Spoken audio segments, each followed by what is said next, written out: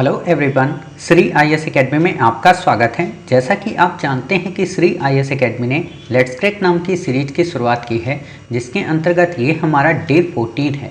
आज हम अपने डे 14 में टॉपिक नंबर 261 से लेके टॉपिक नंबर 280 तक के टॉपिक को कवर करेंगे। ऑलरेडी हमारे 260 तक के टॉपिक आ चुके हैं। उम्मीद है कि आपने उन सभी पार्ट्स को काफ़ी अच्छे तरीके से देखा होगा। तो चलिए शुरू करते हैं।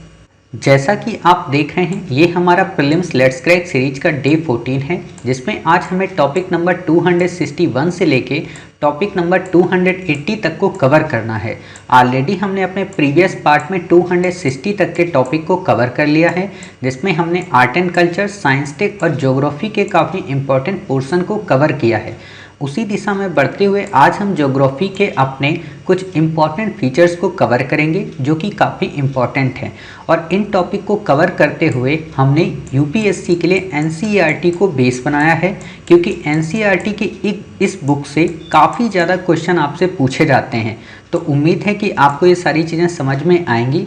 तो हमने ऑलरेडी बता दिया था कि आपको इसके नोट्स नहीं बनाने हैं। क्यों नहीं बनाने हैं वो आप समझ जाएंगे अभी, क्योंकि इसमें सिर्फ लाइंस को हमें हाईलाइट करना है, जिन लाइंस पे क्वेश्चन यूपीएससी आपसे पूछ सकती है। ठीक है, तो हम अपनी क्लास की शुरुआत करें। इससे पहले जो बच्चे पहली बार हमारे इस चैनल से जुड़े हैं, उन्हें पता होना चाहिए कि हमने आपकी तैयारी को हर हाल में कंप्लीट कराने के लिए प्रीलिम्स लेट्स क्रैक नाम की सीरीज की शुरुआत की है, जो कि 90 डेज़ का प्रोग्राम है, जिसके अंतर्गत हम न केवल आपको जीएस के इंपॉर्टेंट टॉपिक को कवर कराते हैं, बल्कि 36 माह के करंट अफेयर्स और लगभग 1 लाख से भी ज़्यादा एमसीक्यू को आपको कवर कराते हैं। आप में से जो बच्चे हमारे टेलीग्राम चैनल से ना जुड़े हों, वो नीचे दिए गए डिस्क्रिप्शन बॉक्स में लिंक की मदद से टेलीग्राम से जुड़कर नित्य एमसीक्यू की प्रैक्टिस कर सकते हैं। साथ ही कई प्रकार की वहाँ पे मैपिंग से संबंधित साइट्स आपको मिल जाती हैं, मैप मिल जाते हैं, वो आप वहाँ से ले सकते हैं। तो उम्मीद है आप में से कई सारे बच्चे हमारे टेलीग्राम चैनल से जुड़े होंगे। और साथ ही जो बच्चे अभी तक इसके बारे में डिटेल से न जानते हों, वो नीचे दिए गए डिस्क्रिप्शन बॉक्स में जाकर उसको पढ़ सकते हैं, या फिर वो किसी भी प्लेलिस्ट में जाकर लेट्स क्रैक सीरीज के प्रोमो वीडियो को देखकर ये समझ सकते हैं कि आखिरकार हम आपको इस सीरीज के अंतर्गत क्या से क्या चीज़ें कवर कराते हैं। क्लियर? तो अब हम अपनी आज की क्लास की शुरुआत करते हैं। आज की क्लास काफ़ी इम्पॉर्टेंट है, क्योंकि इसमें हर एक लाइन पे आपसे क्वेश्चन पूछा जा सकता है। आप हमेशा ज्योग्राफी पढ़ते होंगे। ज्योग्राफी जब पढ़ते हैं तो आप वहाँ पे पढ़ते हैं कि जो हमारी अर्थ होती है, ये अर्थ वास्तव में कई प्रकार के मिनरल्स से मिलकर बनी होती है, अर्थात इसमें कई प्रकार के खनिज पदार्थों की उपस्थिति होती है। इन खनिज पदार्थों की उपस्थिति वास्तव में कई खनिजों को मिला देने से सेलों का निर्माण कर देती है। सेल वास्तव में होते क्या हैं? सेल एक तरीके से पृथ्वी की भूपर्पटी होती है, मतलब कि पृथ्वी की जो आकार है, या कहें कि पृथ्वी में जो मिट्टी या चट्टानें जो पाई जाती हैं, वो एक तरीके से सेल के ही प्रकार होते हैं। चाहे आप उसमें चूना पत्थर की बात करें, चाहे उसमें आप ग्रेनाइट की बात करें, चाहे उसमें आप बेसाल्ट की बात करें, किसी भी चीज़ की आप बात करें या लावा की बात करें, ये सब एक तरीके से कहीं ना कहीं सेल के टाइप्स होते हैं। क्लियर? सेल की कोई एक मानक परिभाषा नहीं है। यूपीएससी आपसे मानक परिभाषा नहीं पूछेगी। क्लियर? आपको बस बेसिक पता होना चाहिए कि सेल सामान्य रूप से होती क्या है। क्लियर? सेल की जब हम बात करते हैं तो ये बात आती है, क्या सेल केवल एक ही चीज पदार्थ से निर्माण होता है? तो नहीं, सेल का निर्माण केवल एक ही पदार्थ से नहीं होता, ये एक से अधिक खनिजों से मिलकर बनती है। क्लियर? कई बार तो क्या होता है कि जो सेलें होती हैं वो काफ़ी कठोर नज़र आती हैं, तो कई बार वो काफ़ी नरम भी होती हैं। आपसे सिंपल सा क्वेश्चन पूछ सकता है कि यूपीएससी की जो सेलें होती हैं वो अधिकांशतः कठोर ही होती हैं, तो आप कहेंगे नहीं साहब, सेलें कठोर के साथ साथ नरम भी होती हैं। क्लियर? सेलों में खनिज घटकों का कोई निश्चित संगठन नहीं होता। इसका क्या मतलब? इसका सिंपल सा मतलब है कि ऐसा नहीं है कि जो सेल हमें मिले, जैसे ग्रेनाइट हमें मिले, तो ग्रेनाइट में जिन तत्वों को मिक्स किया गया है उस जगह पे सेम टू सेम वही ग्रेनाइट में मिक्स तत्वों की उपस्थिति हमें किसी दूसरे क्षेत्र से मिले। जैसे आप जानते हो अच्छे तरीके से कि जब हम कोयले की बात करते हैं तो कोयले में क्या होता है, कई प्रकार के कोयले होते हैं, अच्छा कोयला होता है, थोड़ा बुरा कोयला होता है, उससे भी खराब होता है।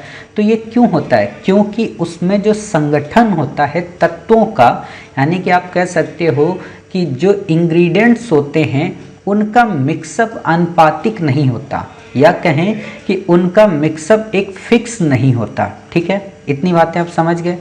अब बात आती है, आपसे इससे ज़्यादा क्वेश्चन इसमें नहीं पूछेगा, इम्पॉर्टेंट होता है कि सेल के जो टाइप्स हैं उन पे क्वेश्चन आता है। यूपीएससी हमेशा आपसे क्वेश्चन पूछती है कि जो सेल के टाइप्स होते हैं, ठीक है, वो कितने टाइप के होते हैं, और उन टाइप्स में भी उनके एग्जाम्पल्स पे क्वेश्चन यूपीएससी पूछती है कि आग्नेय सेल का निम्न में से कौन सा एग्जाम्पल है, अवसादी सेल का कौन सा एग्जाम्पल्स है, कायांतरित सेल का कौन सा एग्जाम्पल्स है।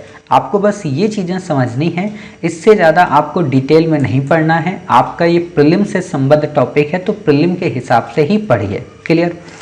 तो अब हम बात करते हैं कि आखिरकार आग्नेय सेल होती क्या है। देखो यहाँ पे वही सारी बातें लिखी हैं, हमें नहीं पढ़ना है क्योंकि यही बातें बार बार रिपीट होंगी। ठीक है, तो रिपीटेड चीज़ें हमें बार बार नहीं पढ़नी है। तो हम देखते हैं कि आग्नेय सेल आखिरकार होती क्या है। नाम से ही समझ में आ रहा, आग्नेय सेल कि मतलब अग्नि से संबंधित होगी कोई ना कोई बात, कोई ना कोई ऐसी बात होगी जो हीट की बात करेगी। क्लियर। तो आग्नेय कहाँ होती है, ज्वालामुखी में होती है। क्लियर, इतनी बातें आप समझ गए। तो वही आपका आंसर है, क्या कि आग्नेय सेलों का निर्माण पृथ्वी के आंतरिक भाग के मैग्मा एवं लावा से होता है। आंतरिक भाग का मतलब कि पृथ्वी के अंदर जो लावा है, आप हमेशा पढ़ते हो ना, कोर, मेंटल, ये सारी चीज़ें आप पढ़ते हो, भूपर्पटी। तो इसमें क्या होता है, जो कोर एरिया है पृथ्वी का वो काफ़ी गर्म है, वहाँ पे काफ़ी ज़्यादा लावा है। ठीक है, वही लावा ज्वालामुखी के रूप में बार बार बाहर निकलता है, और ये जो लावा बाहर बार बार निकलता है, निकलने के बाद जब ये ठंडा हो जाता है तो इसी ठंडे हुए लावे को हम आग्नेय सेल की संज्ञा देते हैं। क्लियर। अब इससे ज़्यादा आपको इतनी लाइनें नहीं पढ़नी है, आपको बस यही समझना है कि जो मैग्मा होता है, जो लावा होता है, वो जब ठंडा हो जाता है तो वो क्या कहलाता है, आग्नेय सेल। क्लियर, इससे ज़्यादा आपको इसमें नहीं पढ़ना है। फिर क्या बात आती है कि आखिरकार आग्नेय सेल के एग्जाम्पल कौन कौन से हैं। तो आग्नेय सेल के एग्जाम्पल हैं ग्रेनाइट, गैब्रो, पैग्मेटाइट, बेसाल्ट, ज्वालामुखी ब्रेसिया और टफ। क्लियर, आपको इसमें सिर्फ याद रखना है ग्रेनाइट को, बेसाल्ट को, पैग्मेटाइट को और टफ को। क्लियर, ज्वालामुखी तो आप आराम से बता देंगे, सिंपल सी बात है, इससे ज़्यादा आपको इसमें कुछ भी पढ़ने की ज़रूरत नहीं है। ठीक, अब बात आती है अवसादी सेलों की। नाम से ही समझ में आ रहा, अवसाद से बनी है। अवसाद का मतलब क्या होता है कि जो कूड़ा करकट बच गया, या कहें कि जो खाया नहीं गया, या जिसका निर्माण परतों में नहीं हो पाया, तो उन सबको जोड़ जोड़ कर जो बनाया गया चट्टानें, वो हो गई अवसादी। यानी कि एक तरीके से व्यवस्थित चट्टानों को, या कहें कि बिखरी हुई चट्टानें जब एक जगह पे मिक्स हो जाती हैं तो वो अवसादी कहलाती हैं। आपको लग रहा होगा अवसादी को और सब थोड़ा सा अच्छे बताइए। तो जैसे आप लोग अपने घर में सब्जियां बनाते हैं, ठीक है, कुछ बच्चे क्या करते हैं, लौकी की सब्जी अलग से बनाते हैं, कद्दू की सब्जी अलग से बनाते हैं, सेम्स की सब्जी अलग बनाते हैं, बीन्स की अलग बनती है। क्लियर, ये सारी सब्जियां अलग अलग बनती, पनीर की आप अलग बनाते हो। बट जब आप दिल्ली वगैरह रीजन में हॉस्टल लाइफ जी रहे होते हो तो आप क्या करते हो कि इसी में आपने सेम्स डाल दिया, इसी में आपने बीन्स डाल दिया, इसी में आलू डाल दिया, इसी में चावल डाल दिया, ठीक है, इसी में पनीर डाल दिया, इसी में मटर डाल दिया, और 2 सीटी मार दी कुकर में। क्लियर, 2 से 3 सीटियाँ जितने में आप बन जाते, जैसा आपका कुकर होगा। ठीक है, अब वो जो बन के तैयार हुआ वो हो गया मिक्स। अब उसमें ये तो पता ही नहीं चल पाता ना कि आखिरकार हमने चावल बनाए थे कि खिचड़ी बनाई थी, या मिक्स वेज बन गया, या मिक्स वेज प्लस पुलाव बन गया, कुछ भी आप उसे नाम दे सकते हो। यानी कि उन बिखरे हुए संगठन को, या उन बिखरे हुए खनिजों को आपस में मिलाकर व्यवस्थित कर देना अवसादी कहलाया। क्लियर। अब आप में से जो बच्चे भी खिचड़ी कभी बनाया करेंगे तो उनको ये फील होगा कि अच्छा ये सब अवसादी की बात हो रही है। ठीक है, इसकी खास बात क्या है तो देख लेते हैं। वही बातें जितनी हमने बताई कि पृथ्वी की सतह की सेलें, मतलब आग्नेय हों, अवसादी हों, कायांतरित हों, अपक्षयकारी कारकों के प्रति अनावृत होती हैं जो विभिन्न आकार के विखंडों में विभाजित होती हैं। इसका क्या मतलब कि कई सारे कारक होते हैं अपक्षयकारी। अपक्षय का मतलब क्या होता है कि किसी भी परत का धीरे धीरे करके खंडन करना या किसी भी परत को धीरे धीरे करके तोड़ना, क्लियर, वो होता है अपक्षय। ज्योग्राफी की लैंग्वेज है अपक्षय, तो आप ऐसे समझ सकते हैं। ठीक, इससे ज़्यादा आपको इसमें नहीं पढ़ना है, बाकी आपको बस इसके एग्जाम्पल पढ़ने हैं जो मोस्ट इम्पॉर्टेंट है। क्या हैं इसके एग्जाम्पल? इसके एग्जाम्पल आपके 3 टाइप के मिलते हैं। कौन कौन से? एक तो है यांत्रिकी रूप से जो निर्मित अवसादी चट्टानें होती हैं, कार्बनिक रूप से जो निर्मित चट्टानें होती हैं, और रासायनिक रूप से जो निर्मित अवसादी चट्टानें होती हैं। क्लियर? यांत्रिकी रूप से कौन सी चट्टानें हैं? जैसे बालुकास्म। बालुकास्म का मतलब क्या होता है? बालू के अस्म, मतलब बालू के बड़े बड़े टुकड़े। क्लियर? पिंडशिला, चूना पत्थर, सेल और विमृदा, मतलब आप सिंपल सा, जैसे आपके यहाँ गिट्टी और मोरम जब आती होगी, बजरी जिसको आप लोग बोलते हैं, तो उसमें आपको कई बार बड़े बड़े पत्थर टाइप के मिलते हैं, वो एक तरीके से बालुकास्म होते हैं। उनको जब आप फोड़ेंगे तो काफ़ी आसानी से वो फूट जाते हैं। ठीक, कार्बनिक रूप से निर्मित का क्या मतलब है? जैसे गीजराइट है, चूना पत्थर है, कोयला है, खड़िया है। अब यहाँ पे कई बच्चे कंफ्यूज हो गए किस चीज़ से? चूना प्रस्तर और चूना पत्थर, ये दोनों एक ही चीज़ है। प्रस्तर का मतलब होता है पत्थर और पत्थर का मतलब ही होता है पत्थर। ठीक है, तो आपको यहाँ पे कंफ्यूज नहीं होना, चाहे यांत्रिकी रूप से हो चाहे कार्बनिक रूप से। यांत्रिकी का एक सिंपल सा क्या मतलब है? यांत्रिकी का मतलब है कि बनाया गया। कार्बनिक का क्या मतलब है? जिसमें कार्बन की प्रेजेंस होती है या कार्बन की उपस्थिति होती है। ठीक, रासायनिक रूप से क्या मतलब हुआ कि जिसमें कई सारे केमिकल्स को मिक्स करके बनाया गया, जैसे श्रृंग पत्थर हैं, चूना पत्थर हैं, हेलाइट है, पोटास है। आप हमेशा खाद वगैरह में पोटास का नाम सुनते होंगे कि पोटास की मात्रा उसमें बढ़ाई जाती है। ठीक है, तो इन सारी चीज़ों से संबंधित है। क्लियर? बाकी आपको इसमें कुछ भी याद रखने की ज़रूरत नहीं है। देखो, ऐसे ही बुक्स पढ़ी जाती हैं। होता क्या है ना कि हम लोग सब कुछ पढ़ने लगते हैं तो गलतियाँ हमसे हो जाती हैं, सब हमें नहीं पढ़ना होता है। ठीक, चलिए, इतनी सारी चीज़ें आप समझ गए। अब क्या बात आती है? अब हमारी बात आती है अगली, कायांतरित सेल की। नाम से ही समझ में आ रहा, कायांतरित, काया में अंतर, रूप, मोह, माया, काया, ये सारी चीज़ें आप पढ़ते हो ना। काया का मतलब क्या होता है? रूप, या जो उसका आकार है या जो उसका प्रकार है उसमें चेंज लाना। क्लियर? तो कायांतरित का मतलब है स्वरूप में परिवर्तन। अब स्वरूप में परिवर्तन होता कैसे है? कई तरीकों से। किसी को दबाया जाए, किसी के आयतन में चेंजेस लाया जाए, किसी को टेम्परेचर से परिवर्तित किया जाए। जैसे सिंपल सी बात है कि आप में से जितने भी बच्चे पहले अपने घर में रहते होंगे, गांव में रहते होंगे, तो वहाँ पे आपको खाने पीने का काफ़ी अच्छा सिस्टम रहा होगा। माता पिता आपको काफ़ी अच्छी अच्छी चीज़ें लाकर खिलाते हैं, देखते हैं कि हमारे बच्चे भूखे ना रहें। खुद ही मतलब चाहे शाम को एक रोटी खाएं लेकिन अपने बच्चों को 2 से 3 रोटी खिलाते हैं। क्यों? क्योंकि उनके बच्चों की जो चेहरा है ना, उसमें झुर्रियाँ ना पड़े या उसमें कमजोरी ना फील हो। ठीक है, लेकिन आप लोग जब दिल्ली आए, दिल्ली या बेंगलोर में रहने लगे आप, तो क्या हुआ कि आपको खाने को सही से नहीं मिला, टिफिन वाला भोजन मिला, या खुद बनाया तो आलस में बनाया, छोड़ दिया, जो भी मर्जी आई। ठीक, तीसरी चीज़ आपने क्या किया? धूप काफ़ी ज़्यादा होती थी, क्लासेस जानी है, मेकअप इतना आप कर नहीं सकते हो, टाइम ही नहीं है। तो हुआ क्या कि आपका जो गोरा चेहरा था थोड़ा बहुत, वो धीरे धीरे काला होने लगा। आपको यहाँ का गंदा पानी जो पीने योग्य नहीं है उससे नहाना पड़ा। ठीक है, तो आपकी बॉडी में चेंजेस आने लगे। कुछ बच्चों के बाल झड़ गए, कुछ लड़कियों के बाल झड़ने लगे, उनकी कंप्लेन आने लगी। ठीक है, ये सारी चीज़ें क्या हैं? ये चेंज ला रहे हैं, यानी कि आपकी काया में परिवर्तन कर रहे हैं। क्यों? तापमान से, आयतन से। आयतन का मतलब आपको छोटा सा कमरा मिल गया, अब उसी में आप रहने लगे। दाब, दाब का मतलब पढ़ाई का प्रेशर हो गया आपके ऊपर, तो अपने आप जैसे आप थे आप चेंज हो गए बिल्कुल पूरी तरह से। क्लियर? इसीलिए मैं हमेशा एक बात कहता हूँ कि जब भी किसी भी व्यक्ति को आपको बदला लेना हो अपने दुश्मन से, तो उसको यूपीएससी की तैयारी करा दो। अपने आप वो संभल जाएगा, या तो वो बिगड़ जाएगा पूरी तरह से और या तो वो कुछ बन जाएगा। और वो ये क्योंकि यूपीएससी का नशा बहुत ख़राब नशा है, ठीक है। एक बार अगर लत लग जाए तो ये होता है कि जब तक सिलेक्ट ना हो जाओ तब तक प्रयास करते ही रहो, ठीक है। तो वही चीज़ है यहाँ पे, बाकी आपसे इस पे क्वेश्चन कुछ नहीं पूछेगा, ठीक है। चलिए फिर लाइन आती है, कायांतरण वह प्रक्रिया है जिसमें समेकित सेलों में पुनः क्रिस्टलीकरण होता है तथा वास्तविक सेलों में पदार्थ पुनः संगठित हो जाते हैं। इसका क्या मतलब कि जो सेल पहले बिखरे बिखरे थे, जैसे ये सब के सब बिखरे बिखरे थे ना, ये सब बिखर कर एक साथ फिर से मिल जाते हैं। जैसे सपोज करो कि जब आपने खिचड़ी बनाई, ठीक है, तो पनीर के टुकड़े सब अलग अलग हो गए ना, उसमें मटर के टुकड़े सब अलग अलग हो गए। लेकिन कई बार आपने देखा होगा एक ही जगह पे पनीर पूरे आ जाते हैं, कई बार देखा होगा एक ही जगह पे मटर का पूरा ढेर लगा होता है। तो ये सब क्या होते हैं, ये सब कायांतरित सेल के एग्जाम्पल होते हैं, ठीक है। आपसे परिभाषा नहीं पूछेगा, आपको याद नहीं रखना है, सिर्फ इस पे आपसे क्वेश्चन क्या पूछेगा, कायांतरित सेलों के एग्जाम्पल्स पे। तो वो एग्जाम्पल्स आपको पता होने चाहिए। कौन कौन से एग्जाम्पल हैं?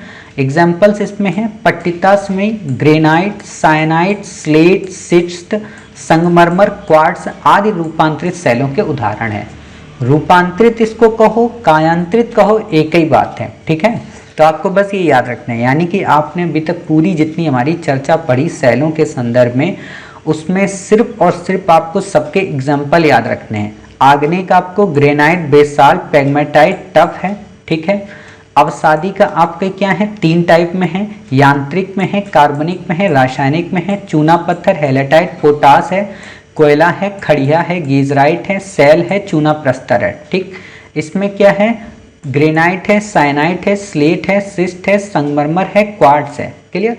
इससे ज़्यादा आपको इसमें कुछ भी नहीं पढ़ना है, आपको परेशान नहीं होना है। और ऑलरेडी हमने इसकी जो पीडीएफ है ना, नई एनसीईआरटी की जो पीडीएफ है, अपने टेलीग्राम चैनल में भी शेयर कर दी है। साथ ही हमने यूपीएससी पीडीएफ नाम का एक नया चैनल बनाया है, जहां पर आपकी तैयारी से संबंध जितनी भी पुस्तकें हैं, 10,000, 20,000, 1 लाख, जितनी भी पुस्तक की पीडीएफ्स हैं, वो हम वहाँ पे प्रोवाइड करा दिए हैं। आप वहाँ पे जाकर जुड़ सकते हैं। क्लियर?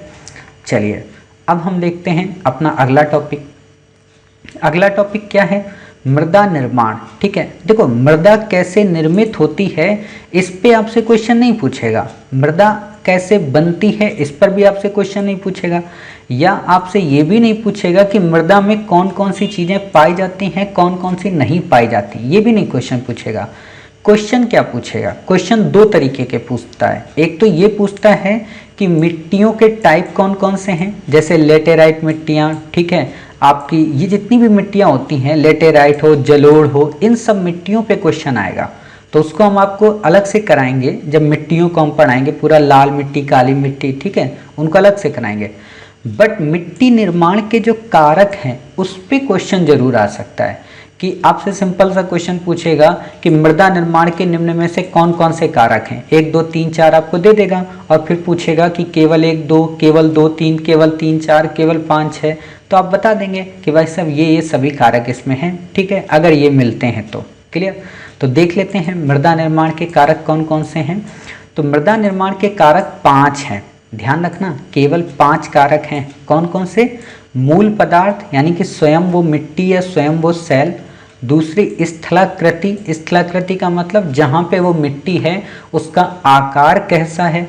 तीसरा जलवायु, जहाँ पर वो मिट्टी है वहाँ पर जलवायु कैसी है। आप में से कई सारे बच्चों ने जब हमारी एनवायरनमेंट की बुक सीरीज की होगी तो वहाँ पे हमने आपको जलवायु और मौसम के मध्य डिफरेंस बताया था। हालांकि हम आपको आगे मौसम के टॉपिक को जब अभी कवर कराएंगे तो बताएंगे वहाँ पे, बट यहाँ फिर भी मैं बता देता हूँ कि देखो मौसम और जलवायु में क्या डिफरेंस होता है। मौसम क्या होता है, अल्पकालिक प्रक्रिया का नाम है।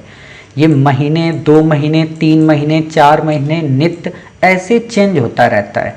जबकि जलवायु जो है वो दीर्घकालिक प्रक्रिया का परिणाम है, मतलब कई 100 वर्षों, कई दशकों की जलवायु का परिणाम होता है ना, कि जैसे मौसम में क्या होता है, रोज चेंज होता रहता है, लेकिन जलवायु में क्या होता है, काफ़ी लंबी अवधि लेता है किसी भी प्लेसेस को चेंज होने में। ठीक है, चलिए अगला है हमारा जैविक क्रियाएं। जैविक का मतलब क्या होता है, हमने आपको पढ़ाया था जैविक घटक और अजैविक घटक।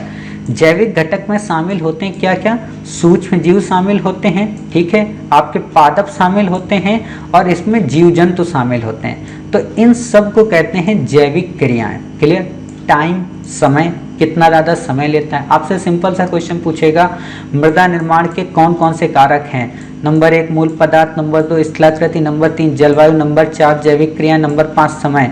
आपसे पूछेगा बताइए इनमें से कौन सा विकल्प सही है? केवल 1 2, केवल 2 3, केवल 1 2 3, केवल 1 2 3 4 5। तो आप कहेंगे केवल 1 2 3 4 5, यानी कि सभी विकल्प सही हैं। ठीक है, ऐसे आपसे क्वेश्चन पूछेगा।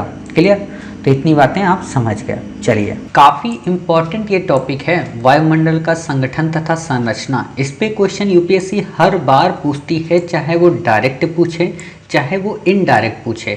और वैसे भी आपको पता होना चाहिए कि क्लाइमेटोलॉजी जो है ज्योग्राफी के अंतर्गत, वो काफ़ी इंपॉर्टेंट पोर्शन हो जाता है। इस पे आप चक्रवात पढ़ते हो, अभी हम सब पढ़ा देंगे आपको।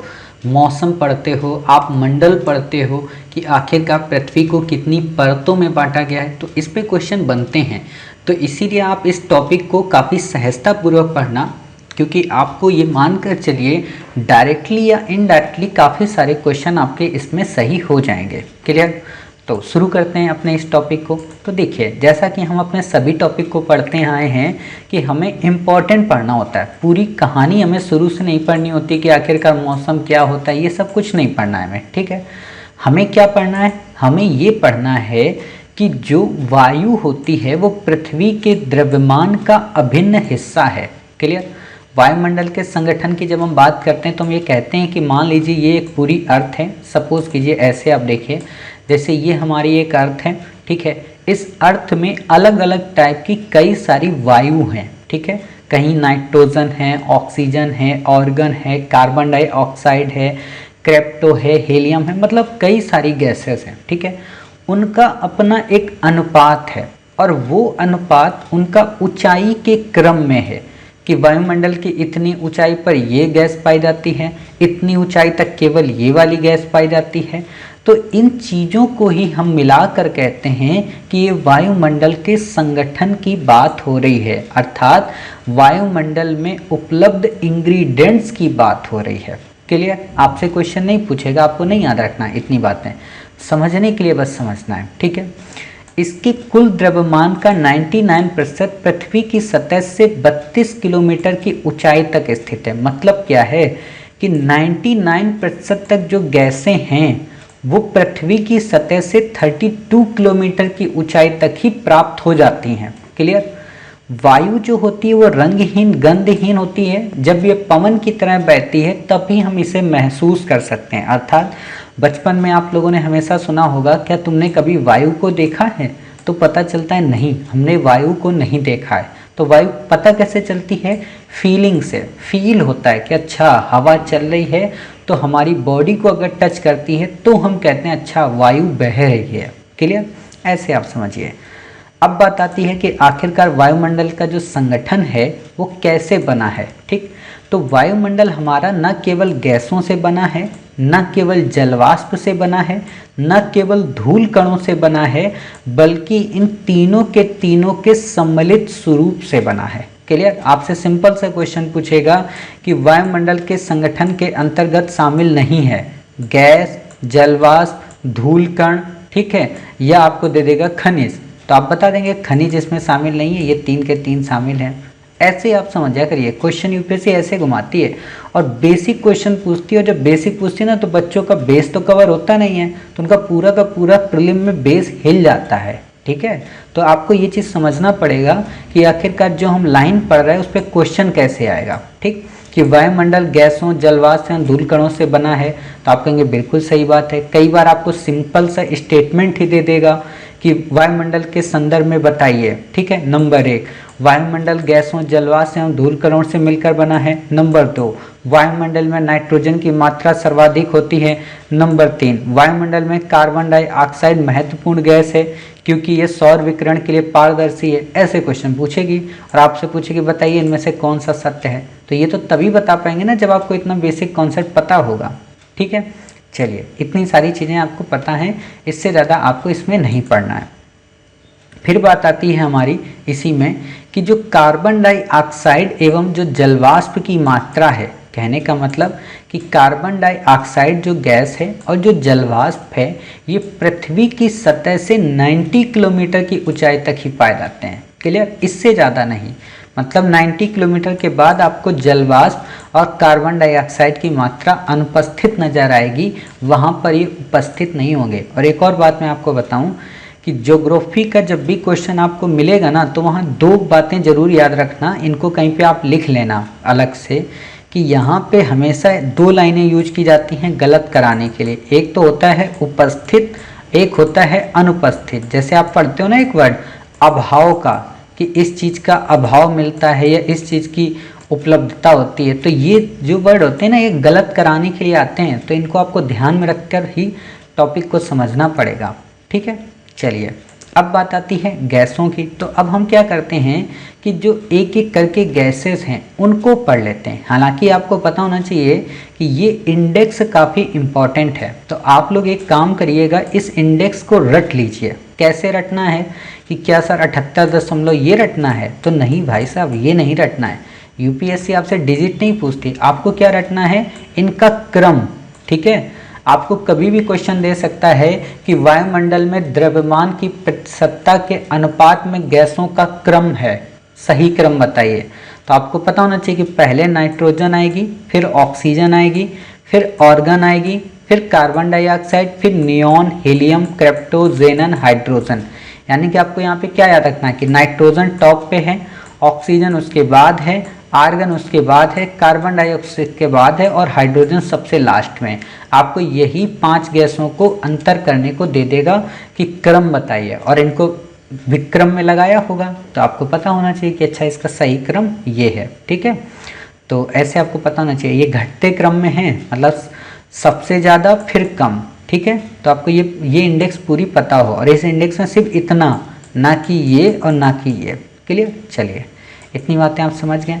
अब बात आती है जो हम गैसों की कर रहे थे। आपसे क्वेश्चन क्या पूछेगा कि कार्बन डाइऑक्साइड जो गैस है उसके संदर्भ में बताइए। तो आपको पता होना चाहिए कि ये सौर विकिरण के लिए पारदर्शी है, लेकिन पार्थिव विकिरण के लिए अपारदर्शी है। सौर विकिरण का मतलब कि सूर्य के द्वारा जो रोशनी आती है अर्थ पर, यानी कि सूर्य की किरणें जब अर्थ की ओर आती हैं और वो जब कार्बन डाइऑक्साइड वाली लेयर से गुजरती हैं तो उसको पार कर जाती हैं। ध्यान देना, उस लेयर को वो पार करके अंदर पृथ्वी में आ जाती हैं। लेकिन जब यही सूर्य की किरणें वापस जाना चाहती होती हैं टकरा कर अर्थ के किसी भी ऑब्जेक्ट से, तो वो नहीं जा पाती।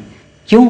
इसी को पार्थिव विकिरण कहते हैं। पार्थिव का मतलब होता है अर्थ से निकलने वाली विकिरण या अर्थ के द्वारा रिफ्लेक्ट की गई विकिरण। क्लियर, उनको ये नहीं कर पाता है, इसीलिए अपारदर्शी है। और यही रीजन है कि पृथ्वी में ग्रीन हाउस गैसेस की मात्रा बढ़ रही है, या पृथ्वी का जो टेम्परेचर है वो बढ़ जाता है, क्योंकि जब कार्बन डाइऑक्साइड की मात्रा ज़्यादा हो जाएगी, सूर्य की किरणें आ तो जाएंगी लेकिन वायुमंडल में वापस नहीं जा पाएंगी, तो क्या होगा कि पृथ्वी में एक गर्माहट का एहसास होगा, क्लाइमेट चेंज होगा, पृथ्वी हीट होगी।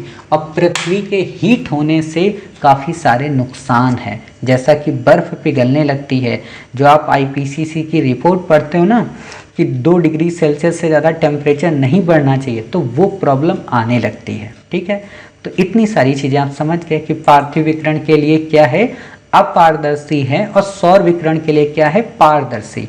आपको क्वेश्चन यहीं पे घुमाएगा, उल्टा कर देगा कि पार्थिव विकिरण के लिए पारदर्शी है और सौर विकिरण के लिए अपारदर्शी, तो आपको कंफ्यूज नहीं होना है। क्लियर, चलिए फिर क्या बात आती है कि दूसरी जो गैसें हैं उनका आयतन स्थिर है। मतलब ये जो गैसें हैं ना, ये द्रव्यमान में इतनी ही मात्रा में रहती हैं वायुमंडल में। क्लियर, लेकिन जो कार्बन डाइऑक्साइड है उसकी मात्रा में लगातार वृद्धि हो रही। यूपीएससी आपसे क्वेश्चन पूछ सकता है कि विगत कई वर्षों से कार्बन डाइऑक्साइड की मात्रा में लगातार वृद्धि हो रही है, तो आप कहेंगे बिल्कुल सही बात है। और जबकि यूपीएससी की एक खास बात है कि जब भी वो वृद्धि वाला क्वेश्चन दे देना कि क्रमिक रूप से वृद्धि हो रही, तो वो ऑप्शन गलत हो जाता है। लेकिन रेयर कुछ ऐसी सिचुएशन होती हैं जहां हमें मानकर चलना पड़ता है कि नहीं भाई साहब यहाँ पे ऑप्शन सही ही होगा।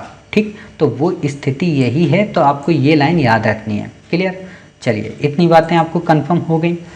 अब आपको ये नहीं याद रखना है कि कितनी ऊंचाई में पाया जाता है, कितनी ऊंचाई में नहीं पाया जाता है। ठीक है, ओजोन मंडल वायुमंडल का दूसरा महत्वपूर्ण घटक है, ये आपको नहीं याद रखना है। ठीक है, क्योंकि ये आपसे क्वेश्चन नहीं पूछेगा, इसमें आपको नहीं याद रखना है। अब बात क्या आती है जलवाष्प की। हम इतनी सारी बातें तो कर रहे हैं, क्वेश्चन बन जाता है कि आखिरकार जलवाष्प क्या होता है। तो नाम से ही समझ में आ रहा, जल और वाष्प, यानी कि जल का वाष्प के रूप में वितरण। जैसे आप एक तरीके से ऐसे समझिए कि जब आप लोग कुकर में खाना बनाते हैं, ठीक है, या फिर आप सपोज कीजिए कोई दूध वगैरह गर्म करते हैं, तो आप जो उसके ऊपर ढक्कन रख देते हैं ठंडा होने के लिए, तो उस पे जो बूंदें आ जाती हैं वो जलवाष्प होती है। क्लियर? ऐसे ही वायुमंडल में होती है। जलवाष्प वायुमंडल में उपस्थित ऐसी परिवर्तनीय गैस है जो ऊंचाई के साथ घटती जाती है। इस लाइन पे क्वेश्चन आपसे बन सकता है। आपसे सिंपल सा क्वेश्चन पूछेगा कि जलवाष्प वास्तव में ऊंचाई के साथ साथ बढ़ती जाती है, तो आप कहेंगे नहीं साहब गलत कह रहे हो आप, जलवाष्प की जो मात्रा है वो ऊंचाई के साथ साथ घटती जाती है। क्लियर? तो इतना आपको पता है। दूसरी बात क्या है कि विषुवत वृत्त से ध्रुव की तरफ जलवाष्प की मात्रा कम होती जाती है। अब यहाँ पे एक बात बताऊँ आपको, क्या इंटरेस्टिंग बात है। इंटरेस्टिंग बात यह है कि ऊपर वाली लाइन और नीचे वाली ये वाली लाइन दोनों सेम है। ठीक है, हमने जब ये पढ़ा है कि ऊंचाई के साथ जैसे जैसे जाएंगे जलवाष्प की मात्रा कम होती जाएगी, तो भाई विषुवत वृत्त भी तो नीचे से ही ऊपर ध्रुव की ओर जाएगा, ऐसे आप समझिए। देखिए, जैसे ये हमारी पृथ्वी है, ठीक है, आज आप लोग देख रहे होंगे कुछ हम नया इसमें दिखा रहे हैं। क्या नया है कि अब इसमें कर्क रेखा, मकर रेखा, भूमध्य रेखा, सब कुछ आपको दिखाई पड़ेगा। क्लियर? तो आप बिल्कुल भी चिंतित ना हो, हम आपको जब मैपिंग कराएंगे ना पूरी, तो उसमें हम आपको कर्क रेखा में कौन कौन से देश स्थित हैं, जैसे आप देख रहे हो सऊदी अरब आपको मिल रहा है, यूएई मिल रहा, भारत मिल रहा, म्यांमार मिल रहा है। ठीक है, ऐसे हम आपको जूम करके दिखा देंगे और कर्क रेखा कभी भी मिटेगी नहीं। क्लियर? ऐसे आप देख सकते हो, देखो ये कर्क रेखा है, तो ये हम आपको दिखाएंगे ऐसे ही करके कि देखो कौन कौन से शहर हैं, कहाँ कहाँ से कर्क रेखा होकर गुजरती है।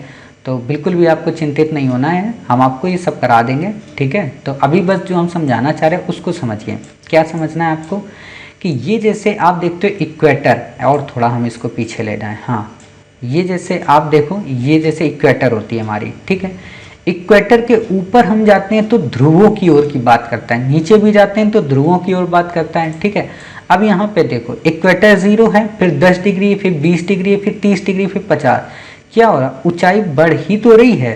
ठीक, तो विषुवत रेखा ही इक्वेटर को बोलते हैं, भूमध्य रेखा भी इसे बोलते हैं। तो ये जब यहाँ से ऊपर जाएगा, ठीक है, तो बताइए एक तरह से ऊंचाई बढ़ रही है, तो ऊंचाई के साथ साथ हमने क्या पढ़ा है कि जलवाष्प की मात्रा कम होती जाती है।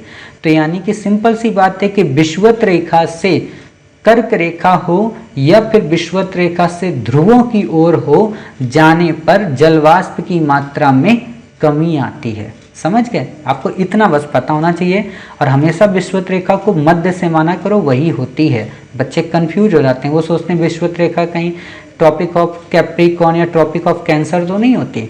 समझ गए? तो आपको पता चल गया कि अच्छा ऊपर हम जाएंगे तो जलवाष्प की मात्रा घटेगी। ठीक है, नीचे जाएंगे तो भी जलवाष्प की मात्रा घटेगी। क्लियर? नीचे का मतलब ये नहीं होता गहराई, नीचे का मतलब ये होता है दूसरा पोल जो है। ठीक, चलिए इतनी बातें आप समझ गए।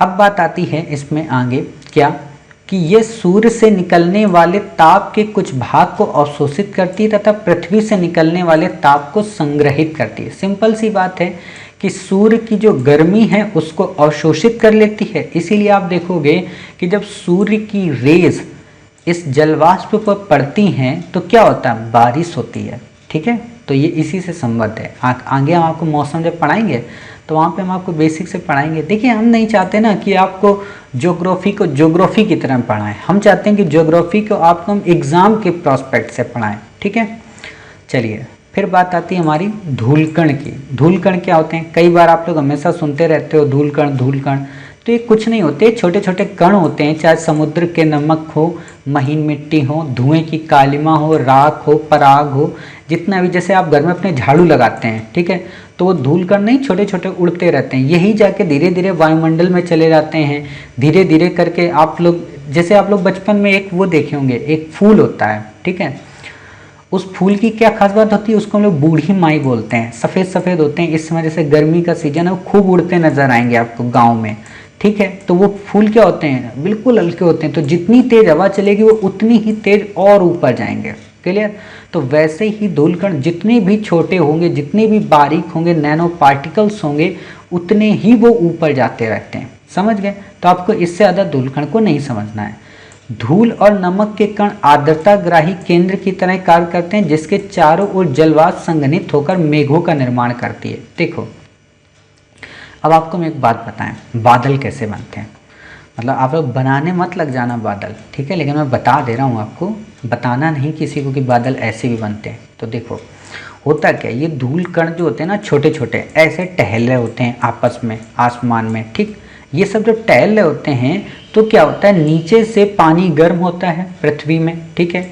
जो विषुवत रेखा वगैरह आप पढ़ते हो, उष्णकटिबंधीय क्षेत्र, यहाँ पे जब पानी गर्म होता है तो पानी गर्म होकर ऊपर की ओर उठता है, और जब उठता है तो वाष्प के रूप में ऊपर जाता है, जैसे जलवाष्प हम कहते हैं। ध्यान देना, अब जलवाष्प के रूप में जब ये ऊपर गया तो ये धूल कण बेचारे ऊपर ही होते हैं, तो इनको ये नीचे गिरने लगते हैं धीरे धीरे करके। एक समय होता है ना कि अब उसके बाद इनका पेट्रोल खत्म हो जाता है तो नीचे गिरने लगते हैं, तो इनको ये जल की बूंदें रोक लेती हैं, अर्थात ये जल की बूंदों के साथ संग्रहित हो जाते हैं, उनके साथ मिल जाते हैं और अपने आप को जोड़ लेते हैं। जैसे कोरोना वायरस इनसे टच हो जाता है, ठीक। तो ऐसे ये टच हो गए, ये वाले भी टच हो गए, ये भी टच हो गए। तो ये जो जल की जो बूंद है ना, ये हल्की होती है, और इस पे जब ये 3 धूलकण आके बैठ जाते हैं तो भारी हो जाती है, और जो ही भारी हुई तुरंत नीचे गिर गई। इसी को बारिश कहते हैं, ठीक है। इसलिए आप हमेशा देखना, जब पहली बारिश का जो पानी होगा उसको कहा जाता है उसमें नहाना नहीं चाहिए, नहीं तो उससे आपके बॉडी पे दाने आ जाते हैं। क्यों?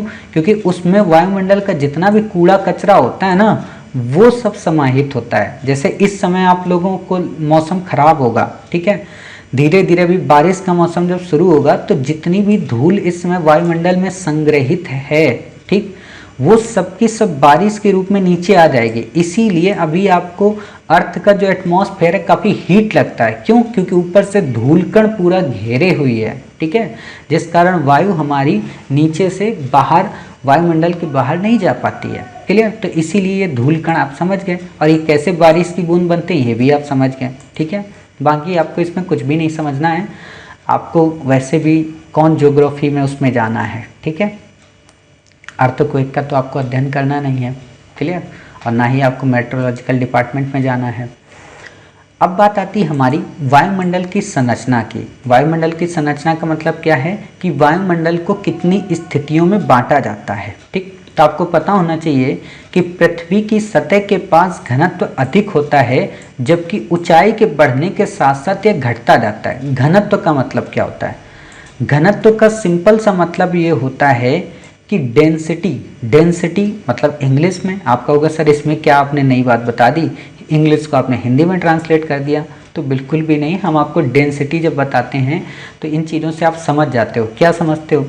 देखो, पृथ्वी के जब हम नीचे की बात करते हैं तो यहाँ पे सबसे ज़्यादा लोग रहते हैं, सबसे ज़्यादा एक्टिविटीज़ यहीं पे होती हैं, ठीक है। जब सबसे ज़्यादा एक्टिविटीज़ होती हैं तो सबसे ज़्यादा घनत्व भी तो यहीं होगा, मतलब लोगों के लिए रहने के। आप एक बात बताओ, कोई आसमान में रहता है क्या? नहीं रहता है, सब के सब स्थल में ही रहते हैं, ठीक है, यानी कि क्षोभ मंडल के नीचे वाली परत में रहते हैं। तो सब जब क्षोभ मंडल में ही रहते हैं तो क्षोभ मंडल का घनत्व तो ज़्यादा होगा कि समताप मंडल का ज़्यादा होगा? क्षोभ मंडल का ज़्यादा होगा। जैसे आप हमेशा जनसंख्या जब पढ़ते हो तो जनसंख्या में क्या निकालते हो? घनत्व तो कैसे निकाला जाता है कि 100 वर्ग मीटर में 1000 लोग कितने रहते हैं?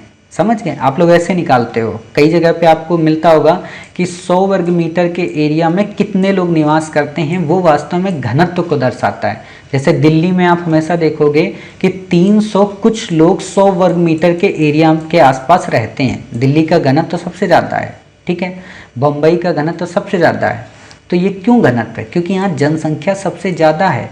आप अरुणाचल प्रदेश में चले जाइए, सिक्किम में चले जाइए, लक्षद्वीप में चले जाइए, ठीक है, असम में चले जाइए, वहाँ पे लोग दूर दूर रहते हैं, उत्तराखंड में लोग दूर दूर रहते हैं। तो इससे पता चलता है कि अच्छा वहाँ पे इतना घनत्व है, मतलब दूर दूर रहना, पास पास रहना, ये घनत्व को दर्शाता है। ठीक है, तो अब आप ये समझ गए कि क्षोभ मंडल में घनत्व सबसे ज़्यादा क्यों होता है, मध्य मंडल में घनत्व कम क्यों होता है, समताप मंडल में घनत्व कम क्यों होता है। क्लियर, तो आपको इससे ज़्यादा कुछ नहीं समझना है। ठीक है, चलिए फिर बात आती है क्या कि आखिरकार इनको कितनी परतों में बांटा गया है। क्लियर, तो देखो जैसे हम अर्थ को जब पढ़ते हैं ना, तो अर्थ को ऊंचाई के हिसाब से या कहें टेम्परेचर के हिसाब से अलग अलग स्थितियों में बांटा गया, जो मूलतः 5 हैं। ठीक है, आपसे यूपीएससी क्वेश्चन 2 तरीके से पूछेगा।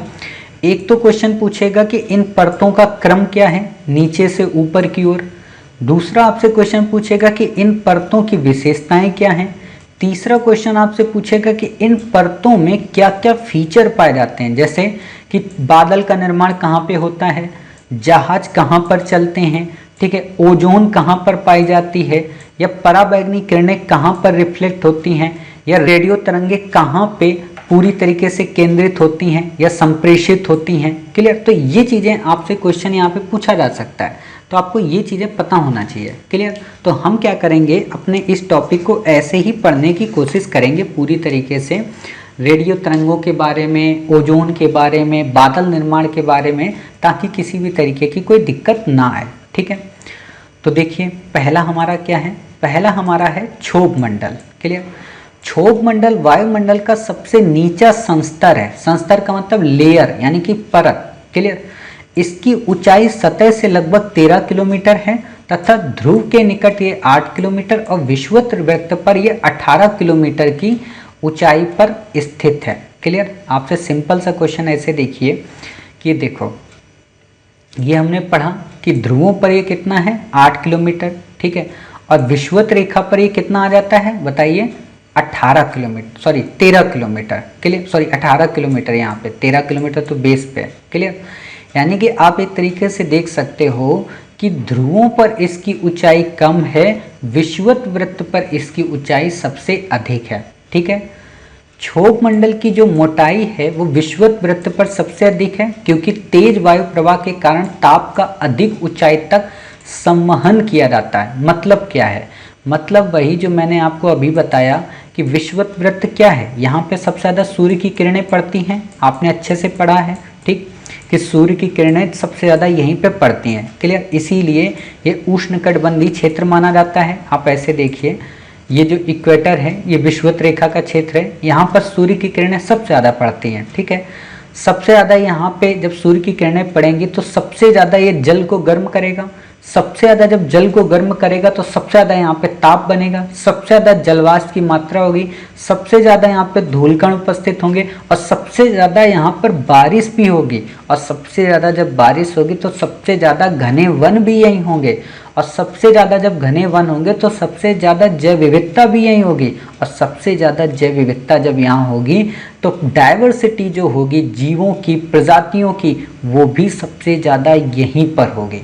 आप सोच रहे होगे सर आप ये सबसे ज़्यादा करके सबसे ज़्यादा ही कर दिए। देखो अब आप समझ सकते हो, ये इक्वेटर हम पढ़ रहे थे, ये अमेज़न का जंगल है, क्यों है यहाँ पे, इसीलिए है क्योंकि यहाँ पे बारिश सबसे ज़्यादा होती है, यहाँ पे अमेज़न के जंगल में सबसे ज़्यादा स्पीसीज पाई जाती हैं। क्लियर, यही रीजन है। तो आपको ये चीज़ें पता होनी चाहिए, हमेशा जब भी आप पढ़ो ना ज्योग्राफी तो इसको इसी हिसाब से पढ़ा करो कि आखिरकार यहाँ पे घने जंगल क्यों हो सकते हैं, क्योंकि यहाँ पे धूप काफ़ी ज़्यादा मिलती है, धूप से टेम्परेचर जल्दी वहाँ गर्म होता है, पानी जल्दी हीट होता है, जलवाष्प बनता है, बारिश बार बार होती है। क्लियर, अब एक बात बताओ कि जब यहाँ टेम्परेचर ज़्यादा होगा तो टेम्परेचर ज़्यादा होता है तो क्या होता है, ऊपर को उठता है ना, जो गर्म हवाएं हैं वो हल्की होती हैं, वो ऊपर को उठती हैं, तो जितना ज़्यादा टेम्परेचर हाई होगा उतना ही ऊपर उठेगा, यानी कि ऊंचाई उतनी ही अधिक होगी। ठीक है, यानी कि विषुवत वृत्त पर इसीलिए क्षोभ मंडल की ऊंचाई सबसे अधिक होती है, इसीलिए ध्रुवों पर जो क्षोभ मंडल की ऊंचाई है वो सबसे कम होती है। क्लियर, तो आप ऐसे इसे समझ सकते हैं। क्लियर, चलिए इतनी बातें आपको क्लियर हो गई हैं।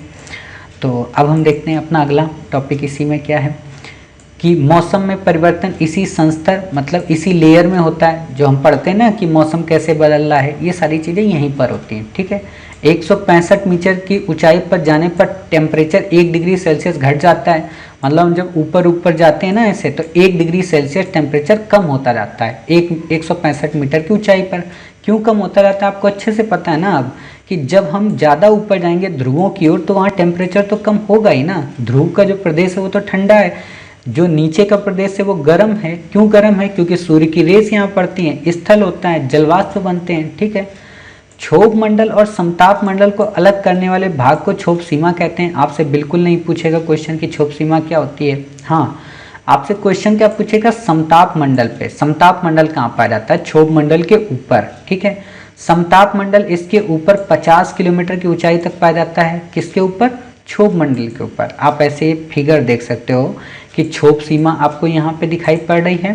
ठीक है, फिर इसके ऊपर समताप मंडल है, उसके ऊपर समताप सीमा है, फिर मध्य मंडल है, फिर मध्य सीमा है, फिर बाम मंडल है। ये सीमा का क्या मतलब? सीमा का मतलब ये है कि मध्य मंडल और समताप मंडल दोनों के फीचर जहाँ पे इक्वल होते हों, ठीक है, वो होती है हमारी सीमा। क्लियर?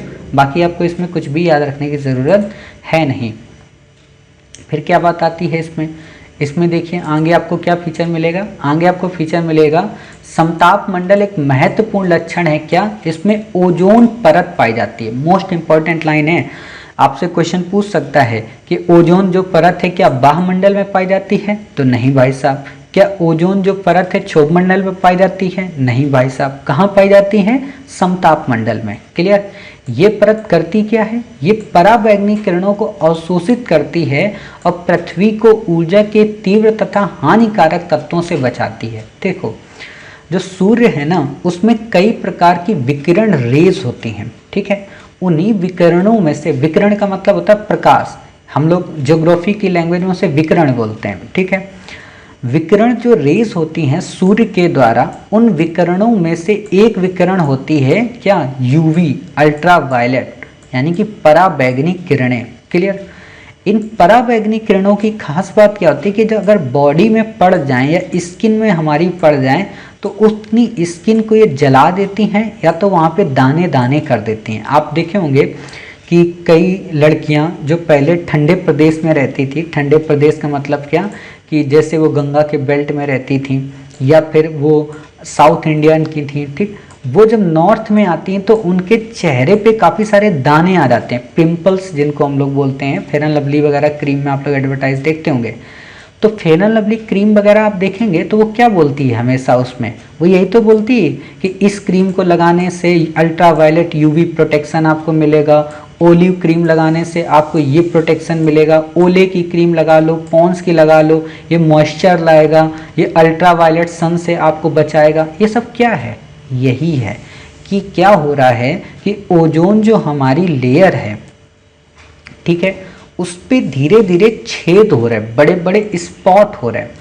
उन स्पॉट से क्या हो रहा कि धीरे धीरे जो पराबैंगनी किरणें वो वापस पृथ्वी पर आ जा रही हैं। पहले नहीं आ पा रही थी क्योंकि वो पूरी की पूरी एक चादर ढकी हुई थी, लेकिन अब उस चादर में छेद हो गए धीरे धीरे। ठीक, तो जो अल्ट्रावायलेट आ जाती हैं और उन अल्ट्रावायलेट वाले क्षेत्रों में जो लोग रहते हैं उनके चेहरे पे दाने आ जाते हैं। क्लियर? तो वो लोग भी फेयर एंड लवली हो या ओले हो या पॉन्स हो, कोई भी क्रीम हो, उन क्रीम्स को परचेज करते हैं और लगाते हैं। तो अब आप समझ गए कि आखिरकार फेयर एंड लवली क्रीम में, या आपके पास कोई भी क्रीम रखी होगी आप चेक करना, उसमें लिखा होगा कि अल्ट्रावायलेट प्रोटेक्शन। क्लियर? क्यों प्रोटेक्शन? क्योंकि इसलिए क्योंकि ये हमारी बॉडी की स्किन को डिस्टर्ब करती है। ठीक है, बाकी आपको इससे ज़्यादा इसमें पढ़ने की कुछ भी ज़रूरत नहीं है।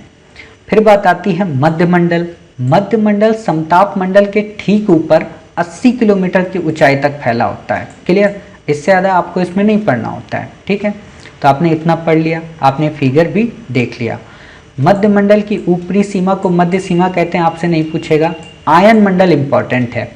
आयन मंडल मध्य मंडल के ऊपर पाया जाता है। इसमें विद्युत आवेशित कण पाए जाते हैं जिन्हें आयन कहते हैं, इसीलिए इसे आयन मंडल के नाम से भी जाना जाता है। और खास बात क्या है कि पृथ्वी के द्वारा भेजी गई रेडियो तरंगे इस संस्तर के द्वारा वापस पृथ्वी पर लौटती हैं। यहाँ पर ऊंचाई बढ़ने के साथ ही तापमान में वृद्धि हो जाती है। अभी तक आपने एक चीज पढ़ी थी कि 165 मीटर की ऊंचाई पर जाने पर 1 डिग्री सेल्सियस जो टेम्परेचर है उसमें क्या होता है, कमी आती है। लेकिन आयन मंडल की एक खूबसूरती है कि जैसे जैसे आप इसमें ऊंचाई पर जाएंगे तो टेम्परेचर में वृद्धि होगी। क्लियर, इससे ज़्यादा आपको इसमें नहीं पढ़ना है। ये सबसे ऊंचा संस्तर है जिसके बारे में हमें काफ़ी कम जानकारी है। और फिर इसके बाद आता है बाहरी अंतरिक्ष। ठीक है, इसमें आपको हमें ज़्यादा पढ़ने की ज़रूरत है नहीं। समझ गए? तो उम्मीद है आप इतनी सारी चीज़ें समझ गए। आपसे बाकी इस पर कुछ भी डिटेल में नहीं पूछेगा। ये सब हम आपको आगे वाले चैप्टर में, दाब क्या होता है, हवा क्या होती है, आर्द्रता क्या होती है, बादल कैसे बनते हैं, ये सब चीज़ें हम आपको अगले नेक्स्ट चैप्टर्स में कवर कराएंगे। समझ गए? चलिए, अब हमारा अगला टॉपिक क्या है, काफ़ी इंपॉर्टेंट टॉपिक है, तापमान को लेकर। आपसे क्वेश्चन क्या पूछेगा, ये नहीं पूछेगा कि तापमान क्या होता है, आपसे क्वेश्चन ये पूछेगा कि तापमान के वितरण को प्रभावित करने वाले कारक कौन से हैं। और इस पे भी बिल्कुल वैसा ही क्वेश्चन आएगा जैसे अभी आपने 5 पढ़े थे ना। किसमें 5 पढ़े थे? मृदा निर्माण में, कि मृदा निर्माण के 5 कारक कौन कौन से हैं। तो उसी तरीके से आपसे तापमान के वितरण को नियंत्रित करने वाले कारकों पर क्वेश्चन आएगा। ठीक है, तो आपको ये कारक सभी याद रखने हैं। कौन कौन से हैं? 6 कारक हैं टोटल। ठीक है, तो ये 6 के 6 आपको याद रखने हैं। पहला, उस स्थान की अक्षांश रेखा, ये निर्धारित करती है कि तापमान वहाँ पे कैसा होगा। अक्षांश का मतलब क्या होता है, ये समझो। देखो, ये सब अक्षांश होते हैं। ये जो टॉपिक ऑफ ऐसे आप समझो, ये देखो, ये जो सर्कल है ना गोल गोल, इनको हम बोलते हैं अक्षांश। और ये जो बिल्कुल खरबूजे की तरह बीच से निकले हुए हैं ना, ये होते हैं देशांतर। यानी कि देशांतर क्या है? उत्तर से दक्षिण। क्लियर, अक्षांश क्या है? पूर्व से पश्चिम। ये सर्किल हैं। तो अब आप समझ गए कि अक्षांश भी निर्धारित करता है कहाँ पे कैसा टेम्परेचर होगा। क्लियर, दूसरी बात क्या है? समुद्र तल से उस स्थान की उत्तुंगता। उत्तुंगता का मतलब क्या है कि समुद्र तल से उस स्थान की ऊंचाई कितनी है। मतलब कि जैसे मालदीव है, ठीक है, मालदीव क्या है? समुद्र तल से काफ़ी कम ऊंचा है। इंडिया है, इंडिया समुद्र तल से काफ़ी ऊंचा है। क्यों? क्योंकि यहाँ हिमालय पाया जाता है। ठीक है, समुद्र से उसकी दूरी कितनी है? जैसे मालदीव के चारों तरफ समुद्र ही समुद्र है। ऐसे आप देखो, जैसे ये देखो आप, यहाँ पे ये हमारा मालदीव है। ठीक, यहाँ पे समुद्र ही समुद्र है चारों ओर, तो यहाँ इनको दिक्कत नहीं है।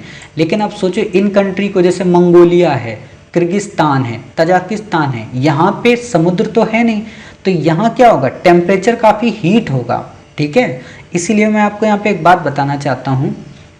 हालांकि जब हम कभी हिस्ट्री पढ़ेंगे तो वहाँ पे इंडिपेंडेंट रूप से ऐसे टॉपिक को मैं पढ़ाऊँगा कि आप में से कई सारे बच्चे जब पढ़ते हो ना इस्लाम को लेकर, खासतौर पर जो मुस्लिम बच्चे हैं या मुस्लिम जो फॉलोअर्स हैं, उनको इस्लाम के बारे में पूरी तरह से क्लियर नहीं है कोई भी चीज़।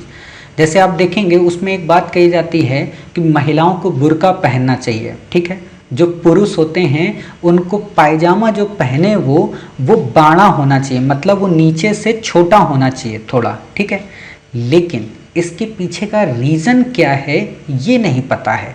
ठीक है, इंडिया में भी लोग यही पहनते हैं, इंडिया में भी लोग काले बुर्के को ही यूज करते हैं। बट इंडिया में यूज करना चाहिए नहीं करना चाहिए, वर्ल्ड की अलग अलग कंट्री में करना चाहिए नहीं करना चाहिए, इस पे आप तब समझ जाओगे जब आप मेरी ये पूरी बात सुन लोगे। देखो, अरब कंट्री जितनी भी हैं वो सब की सब क्या कंट्री है? रेगिस्तानी है। वहाँ पे धूल भरी आंधियाँ चलती हैं, आपको अच्छे से पता है, क्योंकि वहाँ पे ज़मीन बिल्कुल सूखी टाइप की है, पानी की मात्रा काफ़ी कम है। ठीक, अब जब धूल भरी आंधियाँ चलेंगी तो आप बताइए धूल से बचने के लिए हमें क्या करना होता है? आँखों से लगाकर सर से लेकर नीचे तक पूरे वस्त्रों को पहनना पड़ता है ताकि हमारे बाल ना खराब हों, आँखों में हमारे धूल ना जाए। क्लियर, इसीलिए वहाँ पे औरतों को बुर्का पहनने के लिए कहा गया। बुर्का इसलिए नहीं पहनने कहा गया कि इस्लाम में ये बात है, पर्दा प्रथा है, लेकिन इतना नहीं है कि आप पूरे शरीर को ढक कर रखें। ठीक, पूरे शरीर को ढककर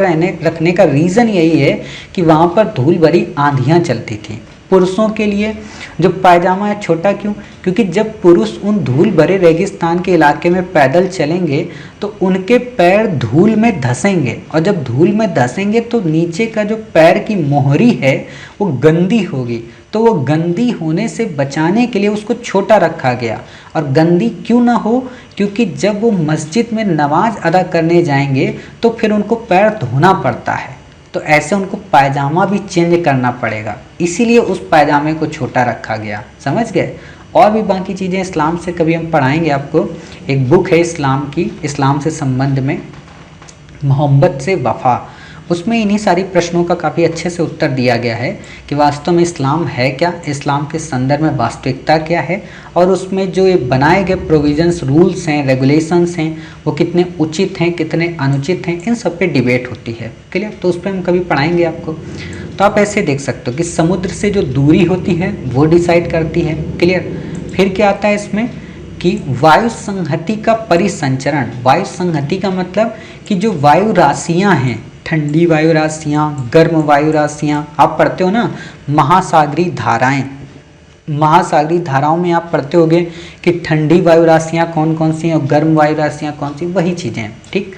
कोष्ण तथा ठंडी महासागरीय धाराओं की उपस्थिति, वही बात है। कोष्ण का मतलब उष्ण वाली, यानी कि गर्म, गर्म तथा ठंडी जो महासागरीय धाराएं हैं, आप पढ़ते हो लैब्राडोर, ओरोसियो, ओवोशोकियो। ठीक है। इन सारी धाराओं की बात है। पेरू, हरमट्टन, तो ये सारी चीज़ें हैं। और कुछ स्थानीय कारक वहाँ के होते हैं।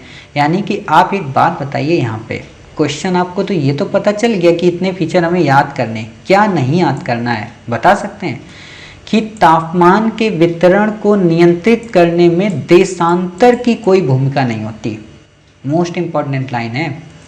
यूपीएससी हमेशा आपको देशांतर देगा अक्षांश की जगह पे। क्लियर। तो आपको पता होना चाहिए कि अक्षांश की तो भूमिका है, बट देशांतर की कोई भूमिका नहीं है कि टेम्परेचर डिसाइड करेगा देशांतर के आधार पर। देशांतर का मतलब क्या है कि ये एक ऐसी लाइन है, अक्षांश ही तो बताएगा ना ऊंचाई के हिसाब से, नीचाई के हिसाब से, कि कैसा वहाँ पे टेम्परेचर होगा, कैसा टेम्परेचर वहाँ पे नहीं होगा। क्लियर। तो आपको बस ये लाइन याद रखनी है। आप यहाँ पे स्टार लगा सकते हैं जब भी आप ये पूरे 6 से फीचर्स लिखें, तो आप स्टार वहाँ पे नीचे लगा लीजिएगा कि देशांतर की कोई भूमिका नहीं होती। ठीक है। अब अक्षांश क्या होता है, उत्तुंगता क्या होती है, ये सब हमने आपको पढ़ा दिया है, तो आपको पढ़ने की इसमें ज़रूरत किसी भी तरीके से है नहीं। ठीक है। तो आप ये इसको अवॉइड कर दीजिए पूरी तरीके से, आपको ये किसी भी तरीके का इम्पोर्टेंट नहीं है फीचर। ठीक है। तो इतनी सारी चीज़ें आपने यहाँ पे पढ़ ली। क्लियर। तो अब जब आपने इतनी चीज़ें पढ़ ली तो अब आपका मन कर रहा होगा सर और भी कुछ इसमें इम्पोर्टेंट है क्या, तो और इसमें कुछ भी इम्पोर्टेंट हमारा नहीं है। क्लियर। चलिए इतनी सारी चीज़ें हमारी हो गई। अब यहाँ पे एक और थोड़ी सी बात है, छोटी सी बात, वो हम आपको बता देना चाहते हैं। हालांकि यूपीएससी ने एक ही बार हमसे क्वेश्चन पूछा है, हमसे क्या मतलब यूपी जो एस्पायरेंट है उनसे, कि तापमान का व्युत्क्रमण क्या होता है। हम लोग अभी पढ़ रहे थे ना तापमान, तो व्युत्क्रमण का मतलब होता है चेंज होना। चेंज होने का मतलब क्या कि वैसे तो तापमान ऊंचाई के साथ साथ घटता जाता है, जैसे सामान्य ह्रास दर कहते हैं, लेकिन कई बार ऐसा होता है कि ऊंचाई के साथ साथ टेम्परेचर बढ़ता जाता है। क्लियर। तो उसे ही हम कहते हैं तापमान का व्युत्क्रमण। क्लियर। जैसे आप सर्दियों में देखते होंगे कि कई बार स्थिति ऐसी आती है कि गर्माहट का फील होता है। गर्माहट का मतलब उमस टाइप की फील होती है। जैसे अभी जब गर्मी का मौसम चल रहा है, तो अभी जब बरसात शुरू होगी तो एक समय ऐसा आएगा कि बरसात भी हो रही होगी, बारिश भी हो रही होगी, धूप भी निकली होगी, और लेकिन आपको लगेगा जैसे गर्मी बहुत ज़्यादा है। ठीक है। उसको उमस बोलते हैं। समझ गए। इससे ज़्यादा आपको इसमें कुछ भी पढ़ने की ज़रूरत है नहीं। समझ गए। चलिए अब हमारा अगला टॉपिक क्या है, वायु परिसंचरण तथा मौसम प्रणालियाँ। ये काफ़ी इम्पोर्टेंट है टॉपिक। इस इम्पोर्टेंट टॉपिक क्यों है, क्योंकि इसमें आपको वही सारी चीज़ें पढ़ने को मिलेंगी कि वायुमंडलीय दाब क्या होता है, जो हम अभी आपको बता रहे थे ना दाब वगैरह, ये सारी चीज़ें आप पढ़ेंगे। हालांकि आपको ये सारी चीज़ें पता हो ही गई हैं कि दाब कैसे पता चलता है। ठीक है। तो देख लेते हैं इसको बेसिक तौर पे कि पहली बात तो ये कि वायु दाब को मापने के लिए मिलीबार का उपयोग किया जाता है। ठीक है। इससे ज़्यादा आपको इसमें नहीं याद रखना है। दूसरी बात ये कि गुरुत्वाकर्षण के कारण धरातल के निकट वायु सघन होती है और इसी कारण वायु दाब यहाँ अधिक होता है। सिंपल सा मतलब ये है कि जहाँ पर वायु की मात्रा अधिक होगी वहाँ पे वायु दाब अधिक होगा। ठीक है। वायु दाब कम कहाँ होगा, जहाँ पे वायु की मात्रा कम होगी। क्लियर। या जहाँ पर गुरुत्वाकर्षण कम होगा। अब एक बात बताओ, क्या जो गुरुत्वाकर्षण है, ठीक है, ये जो गुरुत्वाकर्षण हम बल की बात करते हैं अर्थ में सबसे ज़्यादा पाया जाता है, ठीक। जितना ये नीचे होगा वायुदाब उतना ही अधिक होगा, जितना स्थलीय भाग होगा वहाँ पर वायुदाब उतना ही अधिक होगा। अब उस स्थलीय भाग में अगर गर्म किया जाए, उसे हीट किया जाए तो क्या होगा, हीट होके वहाँ पे हल्कापन आएगा, यहाँ तक कि वायुदाब वहाँ पे कम हो जाएगा। क्लियर, यानी कि वायुदाब की घनत्व को कम करने में तापमान की अपनी एक महती भूमिका रहती है। क्लियर, यही सारी चीज़ें आपको यहाँ पे पढ़नी आगे। तो देख लेते हैं एक बार बेसिक तौर पे क्या है।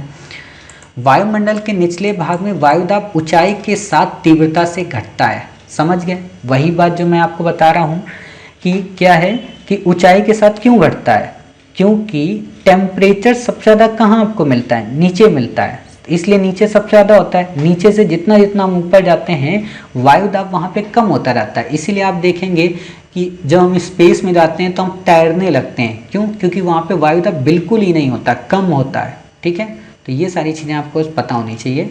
आपसे क्वेश्चन हालांकि इतना डिटेल में बिल्कुल नहीं पूछेगा कि आप बताइए वायुदाब का मतलब क्या है, ठीक, तो आपको बस इतना ही यहाँ पे पता होना चाहिए। अब वही बात, एक बात बताओ, यहाँ पे लाइन अब मैं नहीं बताने वाला, ये आप ही को बताना है कि वायुमंडल के निचले भाग में वायुदाब ऊंचाई के साथ तीव्रता से घटता है। तो क्या इस लाइन को हम ऐसे भी पढ़ सकते हैं कि वायुमंडल में विषुवत रेखा से ध्रुवों की ओर जाने पर वायुदाब में कमी आती है। क्लियर, तो आप ऐसे समझ सकते हैं कि नहीं समझ सकते हैं। कहने का मतलब वायुमंडल के निचले भाग में वायुदाब ऊंचाई के साथ तीव्रता से घटता है। क्लियर, तो आप ये चीज़ें समझ सकते हो। तो इसको देखो, यहाँ पे बिल्कुल वही लाइन है जो मैं अभी आपको बता रहा था।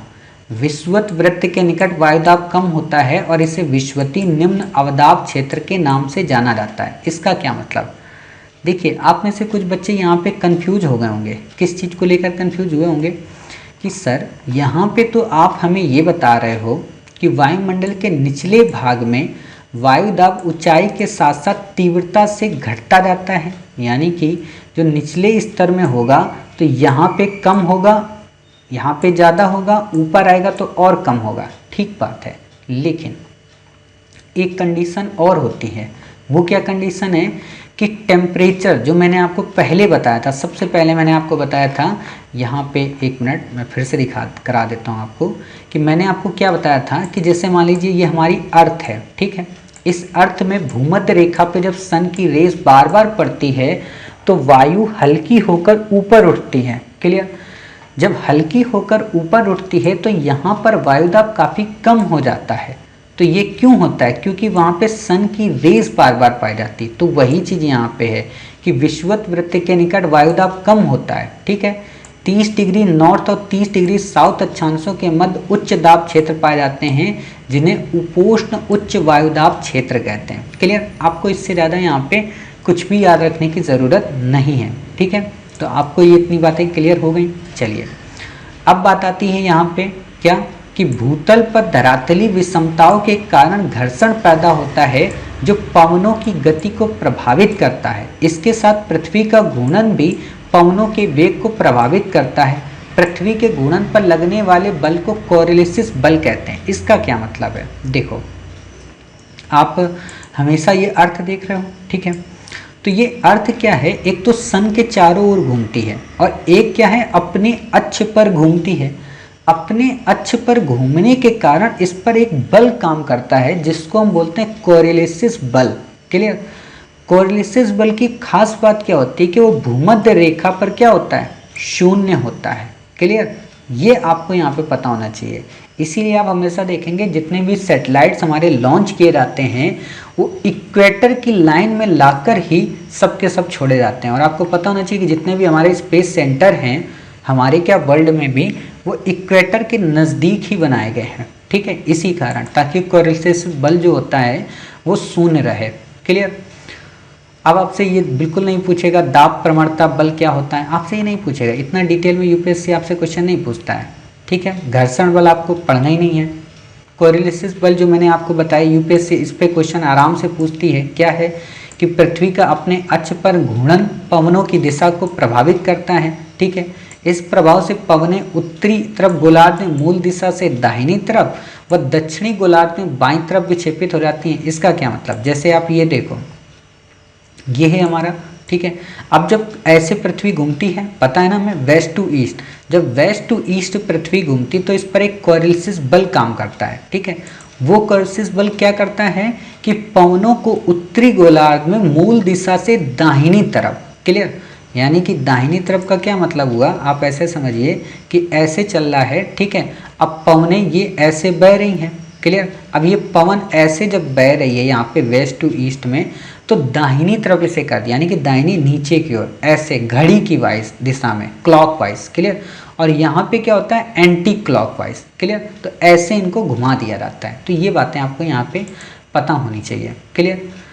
दाहिनी तरफ व दक्षिण गोलार्ध में बाईं ओर विक्षेपित हो जाती हैं। जब पवनों का वेग अधिक होता है तो विक्षेपण भी अधिक होता है। कोरियोलिस बल अक्षांशों के कोण के सीधा अनुपात में बढ़ता है। ये ध्रुवों पर सर्वाधिक होता है और विषुवत वृत्त पर अनुपस्थित होता है।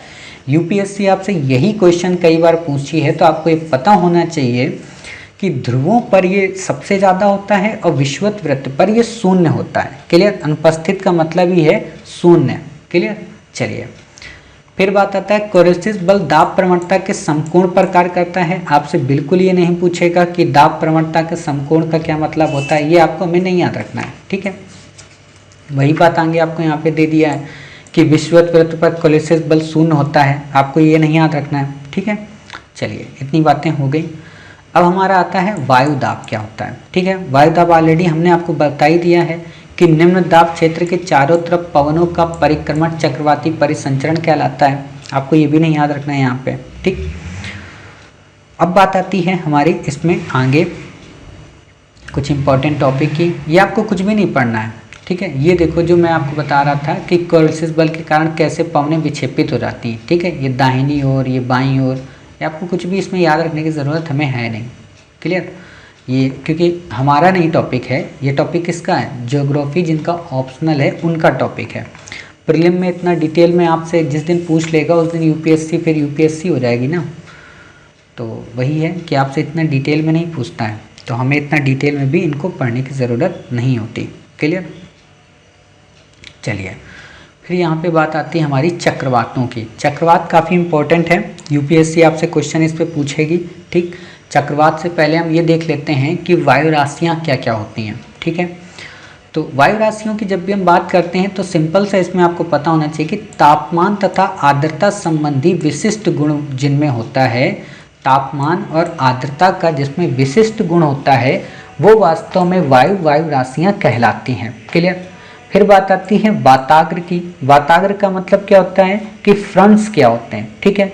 जब दो भिन्न प्रकार की वायु राशियाँ मिलती हैं, मतलब दो अलग अलग प्रकार की वायु राशियाँ मिलती हैं, तो उनके मध्य जो एक सीमा बनती है वो वाताग्र कहलाती है। यूपीएससी ने आपसे मेंस में क्वेश्चन पूछा है वाताग्र जनित प्रक्रिया को लेकर, प्रीलिम में नहीं पूछा है।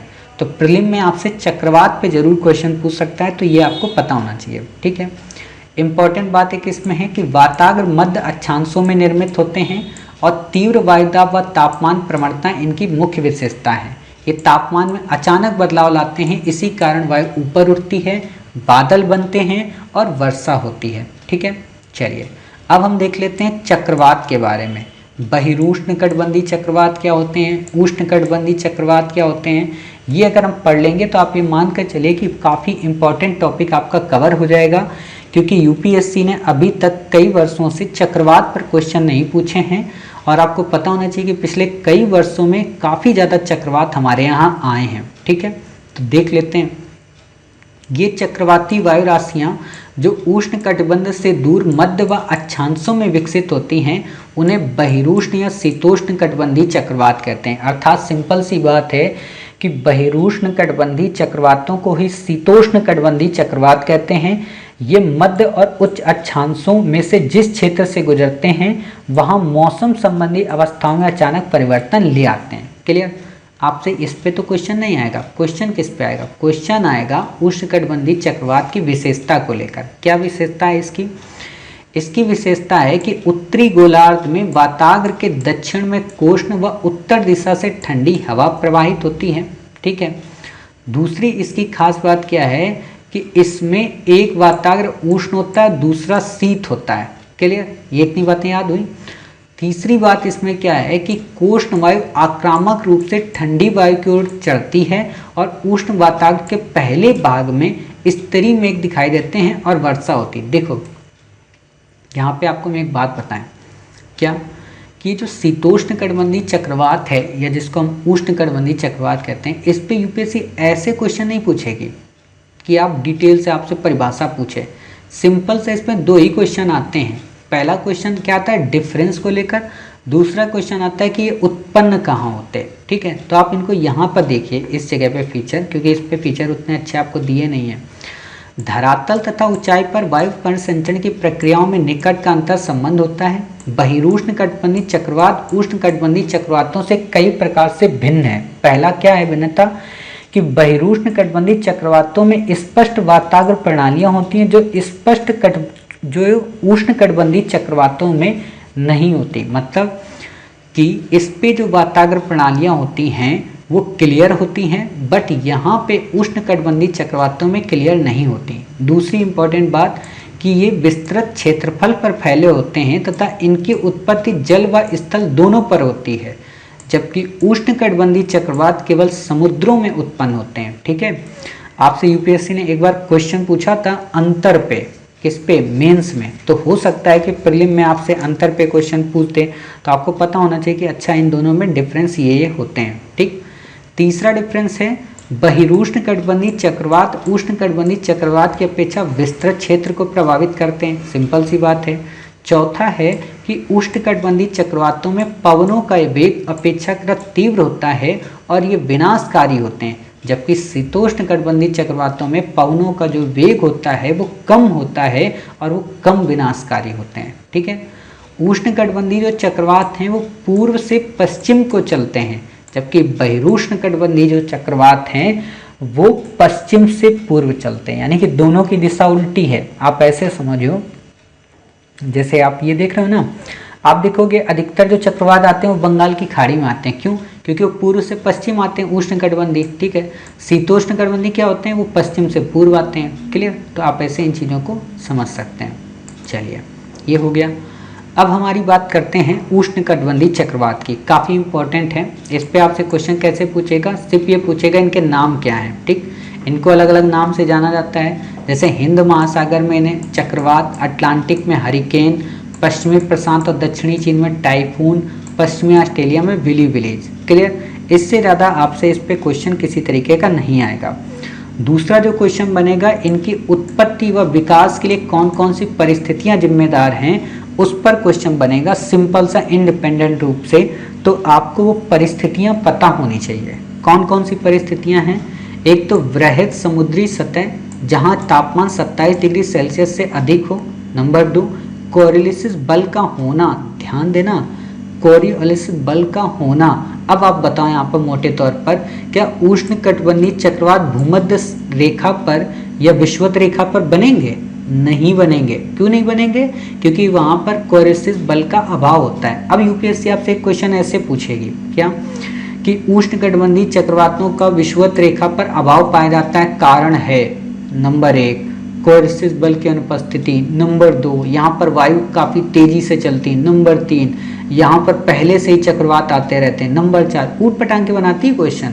तो आपको मोटे तौर पर पता होना चाहिए भाई साहब कोरियोलिस बल यहाँ पे अनुपस्थित है, इसलिए यहाँ पे चक्रवात उत्पन्न नहीं होते। ठीक, तीसरी कंडीशन क्या है, ऊर्ध्वाधर पवनों की गति में अंतर कम होना, अर्थात जहाँ पर ऊर्ध्वाधर पवनों की गति में अंतर कम होगा वहां पर ये चक्रवात उत्पन्न होंगे। चौथा, कमजोर निम्न दाब क्षेत्र या निम्न स्तर का चक्रवाती परिसंचरण होना, यानी कि निम्न दाब का क्षेत्र हो, कमजोर हो, वहां पर उपस्थित होंगे। और पांचवा है समुद्री तल पर ऊपरी अपसरण, मतलब समुद्री तल जो हो ऊपर से पूरा खुला हो। क्लियर, हमने ऑलरेडी पढ़ा है क्या कि जो शीतोष्ण कटिबंधीय हैं वो स्थल व समुद्र दोनों में होते हैं, लेकिन उष्ण कटिबंधीय जो हैं वो केवल समुद्र में होते हैं, यानी कि जलीय स्तर में होते हैं। क्लियर, इतनी बातें आप समझ गए। फिर बात आती है हमारी चक्रवातों को और अधिक विध्वंस करने वाली ऊर्जा संघनन प्रक्रिया द्वारा कपासी स्तरीय मेघों से प्राप्त होती है। कपासी स्तर के मेघ क्या होते हैं हम अभी आपको आगे पढ़ाएंगे। ठीक है, इससे ज़्यादा आपको यहाँ पर कुछ भी पढ़ने की ज़रूरत नहीं है। क्लियर? तो ये हो गया आपका।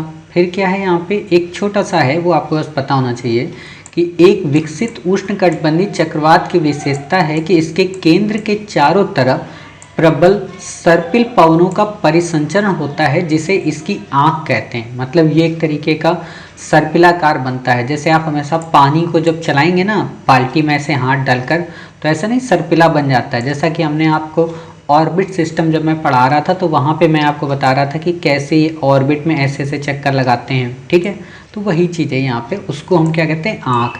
यानी कि आपसे सिंपल सा जब भी एक बड़ी विशेषता पूछता है तो क्वेश्चन में आपको देखता है यहाँ पे कि आँख का जो वर्णन है किस में मिलता है, तो आप बता सकते हैं कि उष्णकटिबंधीय चक्रवातों की विशेषताएँ हैं। ठीक, चलिए इतनी बातें आपने पढ़ लिया। फिर यहाँ पे क्या है, छोटा सा फीचर, इसका केंद्रीय अक्षु क्षेत्र जो होता है वो शांत होता है, जहाँ पवनों का अवतलन होता है। मतलब कि जो चक्रवात की जो आँख होती है ना वो शांत होती है, वहाँ पर उतना खतरा नहीं होता जितना उसकी बाउंड्री पे खतरा होता है। क्लियर? तो ये चीज़ें आप समझ गए। इसके अलावा आपको यहाँ पे कुछ भी पढ़ने की ज़रूरत नहीं है, आपसे क्वेश्चन इतना डिटेल में आपसे नहीं पूछेगा। ठीक है, आपको अच्छे से पता है कि ये बंगाल की खाड़ी, अरब सागर, हिंद महासागर, इन सब जगह पे इनका उत्पत्ति होती है। ठीक है, और ये काफ़ी खतरनाक होते हैं। फिर बात आती है तड़ित झंझा व टॉर्नेडो की। तड़ित झंझा और टॉर्नेडो क्या होते हैं? यूपीएससी ने एक ही बार क्वेश्चन पूछा तड़ित झंझा को लेकर कि ये एक पूर्ण विकसित कपासी वर्षी मेघ हैं जो गरज व बिजली उत्पन्न करते हैं। जब बादल अधिक ऊंचाई तक चले जाते हैं तो वहाँ तापमान 0 से कम होता है, जिससे ओले बनते हैं और ओलावृष्टि होती है। क्लियर?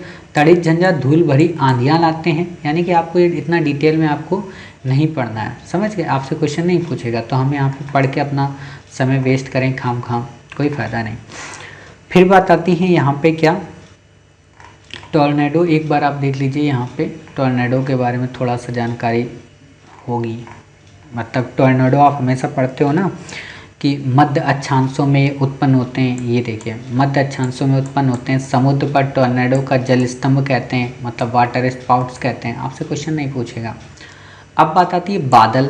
बादल में देखो डिटेल में तो मैंने आपको बता दिया कि कैसे छोटी छोटी बूंदें जलवाष्प के साथ संघनित होकर बादलों का निर्माण करती हैं। ठीक, इन्हीं बादलों को इनके घनत्व, विस्तार और ऊंचाई के आधार पर कई भागों में बांटा गया है, जो मुख्यतः 4 हैं।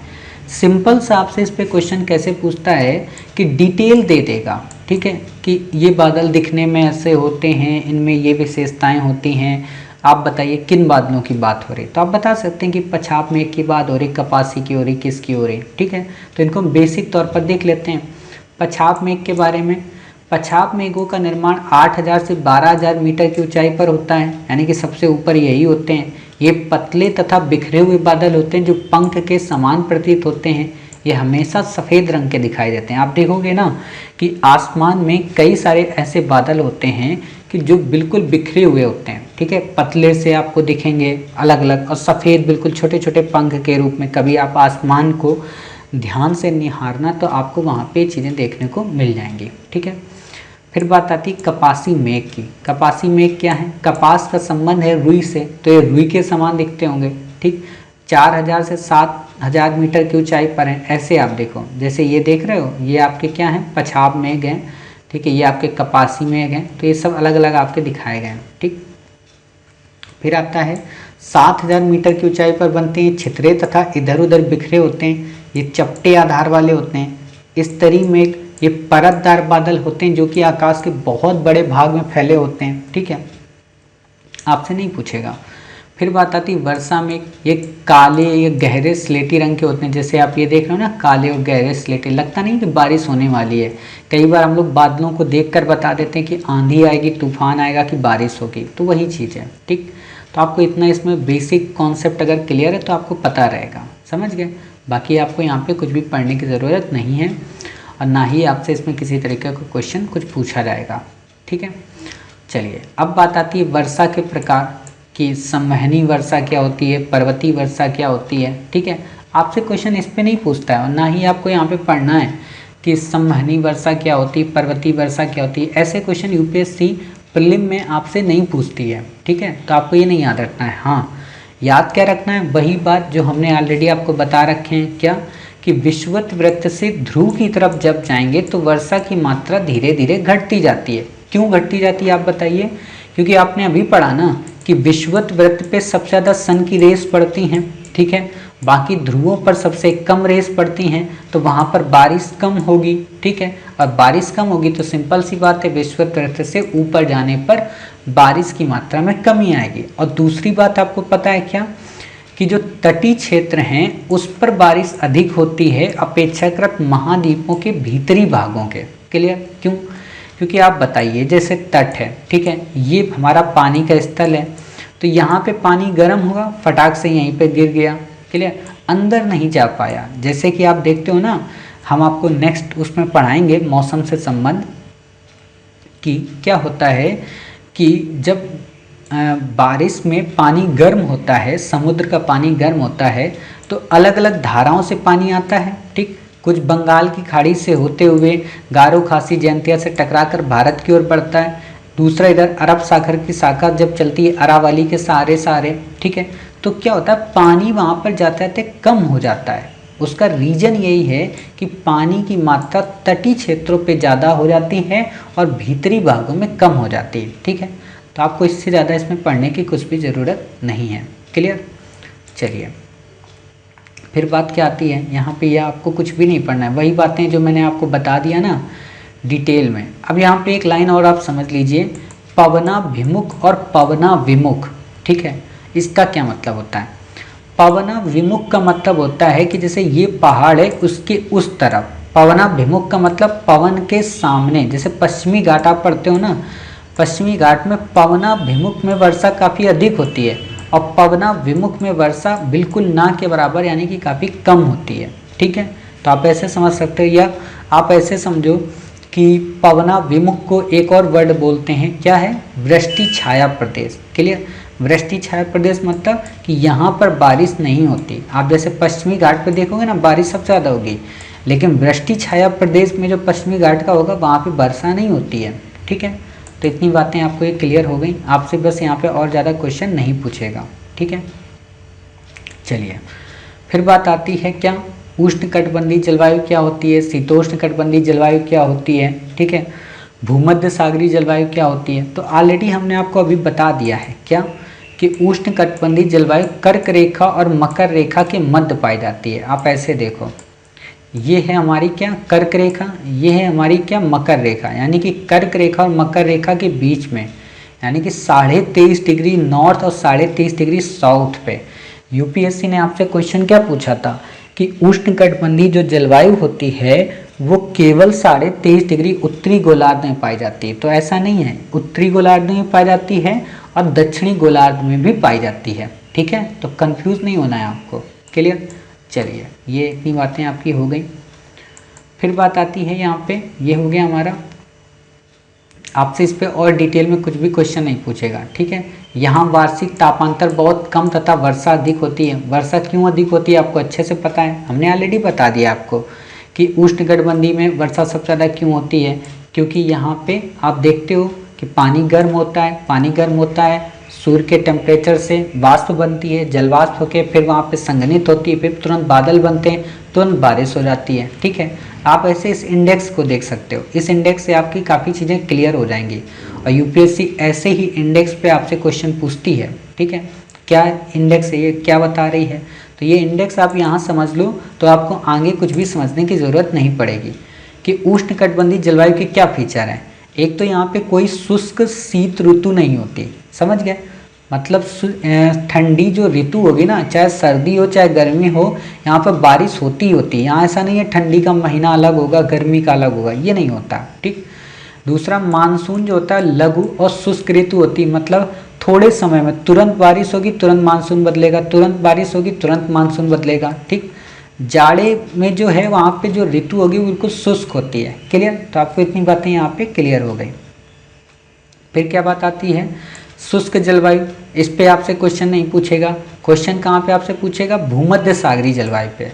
भूमध्य सागरीय जलवायु पे क्या क्वेश्चन आता है कि यहाँ पे जो ग्रीष्म ऋतु है ना वो शुष्क होती है, यानी कि गर्मियों में यहाँ पे वर्षा नहीं होती बल्कि सर्दियों में बारिश होती है। इसीलिए आपको पता होना चाहिए कि जो शीतोष्ण कटिबंधीय चक्रवात है ना वो जब आते हैं तो भूमध्य सागर से जल को लेकर भारत के पश्चिमी भागों में वर्षा कराते हैं। सर्दियों में आपने देखा होगा भारत के वेस्टर्न पार्ट में बारिश होती है, उसका रीजन यही है कि भूमध्य सागरीय जलवायु। क्लियर? वो हम आपको जब मानसून पढ़ाएंगे अगले अपने टॉपिक में तो आपको डिटेल में ये चीज़ें और समझ में आएंगी। ठीक, बाकी आपसे कुछ नहीं पूछेगा, विश्वतृत्व के निकट वाला ये कुछ नहीं आएगा आपका। हाँ, आपको बस ये पता होना चाहिए यहाँ पे जो मैंने अभी आपको बताया भूमध्य सागरीय जलवायु, ये बस ये इंपॉर्टेंट फीचर है। क्या है कि भूमध्य सागरीय जलवायु भूमध्य सागर के चारों ओर तथा उपोष्ण कटिबंध से 30 डिग्री से 40 डिग्री अक्षांशों के महाद्वीपों के पश्चिमी तट के साथ साथ पाई जाती है। ठीक है। दूसरी बात, ये क्षेत्र ग्रीष्म ऋतु में उपोष्ण कटिबंधीय उच्च वायुदाब तथा शीत ऋतु में पछुआ पवनों के प्रभाव में आ जाते हैं। इस प्रकार उष्ण व शुष्क गर्मियाँ तथा मृदु एवं वर्षायुक्त सर्दियाँ इस जलवायु की विशेषता है। सिंपल सा आपको क्वेश्चन क्या देगा कि इस जलवायु में उष्ण व शुष्क गर्मियाँ होती हैं तथा मृदु व वर्षायुक्त सर्दियाँ होती हैं। यहाँ पर जो टेम्परेचर है वो 30 डिग्री से 40 डिग्री उपोष्ण कटिबंधों के मध्य पाया जाता है। निम्न में से किस जलवायु की बात की जा रही है? तो आप बता देंगे सिंपल सा कि भूमध्य सागरीय जलवायु की बात हमसे कर रहा है। ठीक है। अब आप में से कई सारे बच्चों को एक दिक्कत क्या हो रही होगी, जहाँ तक मुझे लग रहा है कटिबंध को लेकर, है ना, कि कटिबंध साहब क्या होते हैं। तो देखो आपको मैं यहाँ पे कटिबंध बता देता हूँ। कैसे कटिबंध आप जानोगे? जैसे ये है ना, हमने अभी पढ़ा, ये क्या है? इक्वेटर है। ठीक, इक्वेटर के ऊपर क्या है? उष्ण कटिबंध है। ठीक, इक्वेटर के नीचे क्या है? कैप्रिकॉर्न, इसको भी उष्ण कटिबंध बोलते हैं। तो ये जो बीच का इतना एरिया हुआ ना, ये हो गया उष्ण कटिबंध। ध्यान देना, 23.5 डिग्री 23.5 डिग्री। ठीक, फिर यहाँ से 66.5 डिग्री का जो ये है ना, ये वाला सर्कल आर्कटिक तक का, यानी कि ट्रॉपिक ऑफ कैंसर से लेकर आर्कटिक तक, ये होता है हमारा शीतोष्ण कटिबंध। क्लियर? ये हो गया शीतोष्ण कटिबंध। अब यहाँ पे एक बात और बताऊँ आपको कि ये तो शीतोष्ण हो गया, यानी कि शीत और उष्ण, और ऊपर हो गया फिर हमारा शीत कटिबंध। ठीक, ये उष्ण था। अब उष्ण कटिबंध और शीतोष्ण कटिबंध के बीच का जो भाग होता है ना, वो होता है उपोष्ण कटिबंध। समझ गए? मतलब शीत का भी हिस्सा थोड़ा सा और थोड़ा सा गर्मी का भी हिस्सा। क्लियर? इसीलिए आप ये देखोगे भूमध्य रेखा के हिस्से में आता है उपोष्ण कटिबंध। समझ गए? यही चीज नीचे होती है। इसके अलावा क्या है कि कर्क रेखा और भूमध्य रेखा के मध्य, विषुवत रेखा के मध्य क्या है, हमने पढ़ा अभी, उष्ण कटिबंध। ठीक, तो उष्ण कटिबंध भी 3 तरीके का, एक तो होता है मानसूनी कटिबंध, एक होता है आर्द्र उष्ण कटिबंधी कटिबंध, और एक होता है शुष्क उष्ण कटिबंधी कटिबंध। क्लियर? तो तीनों कटिबंध वास्तव में यहाँ पे आ जाते हैं इस 3 लेयर के बीच में। क्लियर? जैसे मानसून का आप देख सकते हो, आप शुष्क आर्द्र का देख सकते हो। ठीक है, शुष्क का देख सकते हो, जिस कारण यहाँ पे सऊदी अरब वगैरह में पानी नहीं होता है। समझ गए? तो ऐसे इनको डिवाइड किया गया। ऐसा नहीं है कि ये पृथ्वी माता ने डिवाइड किया है, बाहर के वैज्ञानिकों ने इसे अपने अलग अलग पार्ट में सुविधा के लिए डिवाइड कर दिया है। तो आपको बस ऐसे पता होना चाहिए कि अच्छा 23.5 डिग्री के मध्य जितना भी होगा नॉर्थ साउथ में वो उष्ण होगा, 66.5 डिग्री के मध्य जितना होगा वो जितना होगा शीतोष्ण होगा, और इनके मध्य जो होगा उसमें कोई उपोष्ण होगा, कोई उष्ण होगा, कोई मानसूनी होगा। ये सारी चीज़ें आपको पता होनी चाहिए। ठीक है, इससे ज़्यादा आपको यहाँ पे कुछ भी पढ़ने की ज़रूरत नहीं है। क्लियर? अब यहाँ पे देखो वही बातें दी हैं, टुंड्रा जलवायु, हिमटॉप जलवायु। आपसे क्वेश्चन इस पर नहीं पूछेगा। अब क्वेश्चन क्या पूछेगा आपसे कि जो तापमान वितरण है इसको प्रभावित करने वाले कारक कौन से हैं? तो ऑलरेडी हमने आपको पहले ही बता दिया कि अक्षांश हैं, स्थल एवं जल का असमान वितरण है, सनातन पवनें हैं, महासागरीय धाराएं हैं। ठीक है, इससे ज़्यादा आपको यहाँ पे कुछ भी पढ़ने की आपको ज़रूरत नहीं है। क्लियर? चलिए, फिर बात आती है महासागरीय जल की लवणता। आपसे क्वेश्चन बिल्कुल नहीं पूछेगा कि महासागरीय जल की लवणता के बारे में आप हमें बताइए, आपसे नहीं पूछेगा, आपको याद रखना नहीं है। इम्पोर्टेंट क्या है कि इसकी लवणता को प्रभावित करने वाले कारक कौन से हैं। आपसे सिंपल सा क्वेश्चन यही पूछेगा और 3-4 कारक आपको दे देगा, तो आपको वो कारक पता होने चाहिए। ठीक है, कौन कौन से हैं? महासागरों की सतह के जल की लवणता मुख्यतः वाष्पीकरण एवं वर्षण पर निर्भर करती है, मतलब वाष्पीकरण एवं वर्षण मुख्य कारक हैं। तटीय क्षेत्रों में सतह की जल की लवणता नदियों के द्वारा लाए गए ताजे जल यानी कि ताजा जल इसका एक प्रमुख कारक है। ध्रुवीय क्षेत्रों में बर्फ के जमने एवं पिघलने की क्रिया से सबसे अधिक प्रभावित, यानी कि ध्रुवीय क्षेत्रों में बर्फ की उपस्थिति इसका एक प्रमुख कारक है। क्लियर। पवन भी जल को एक क्षेत्र से दूसरे क्षेत्र में, यानी कि पवन का भी एक मुख्य रीजन है। क्लियर।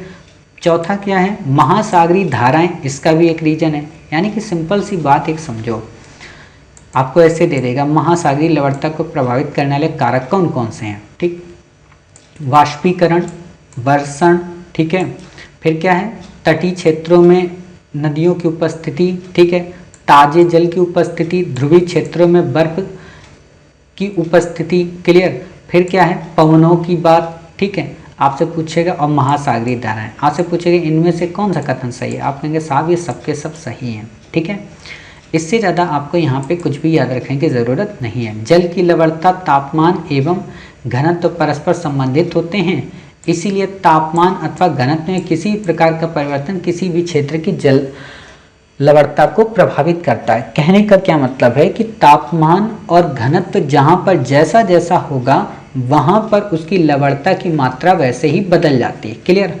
आपसे सिंपल सा क्वेश्चन क्या पूछेगा, सबसे ज़्यादा लवणता कहाँ है, मृत सागर में, टर्की की वान झील में और ग्रेट सॉल्ट झील में। मृत सागर मतलब डेड सी, डेड सी आपने पढ़ा है ना, कहाँ पे, इजराइल के मध्य।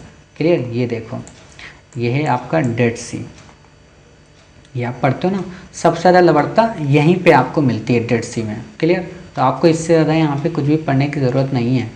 क्लियर। तो ये इतनी सी हो गई। चलिए, ये हमने इतना पढ़ लिया।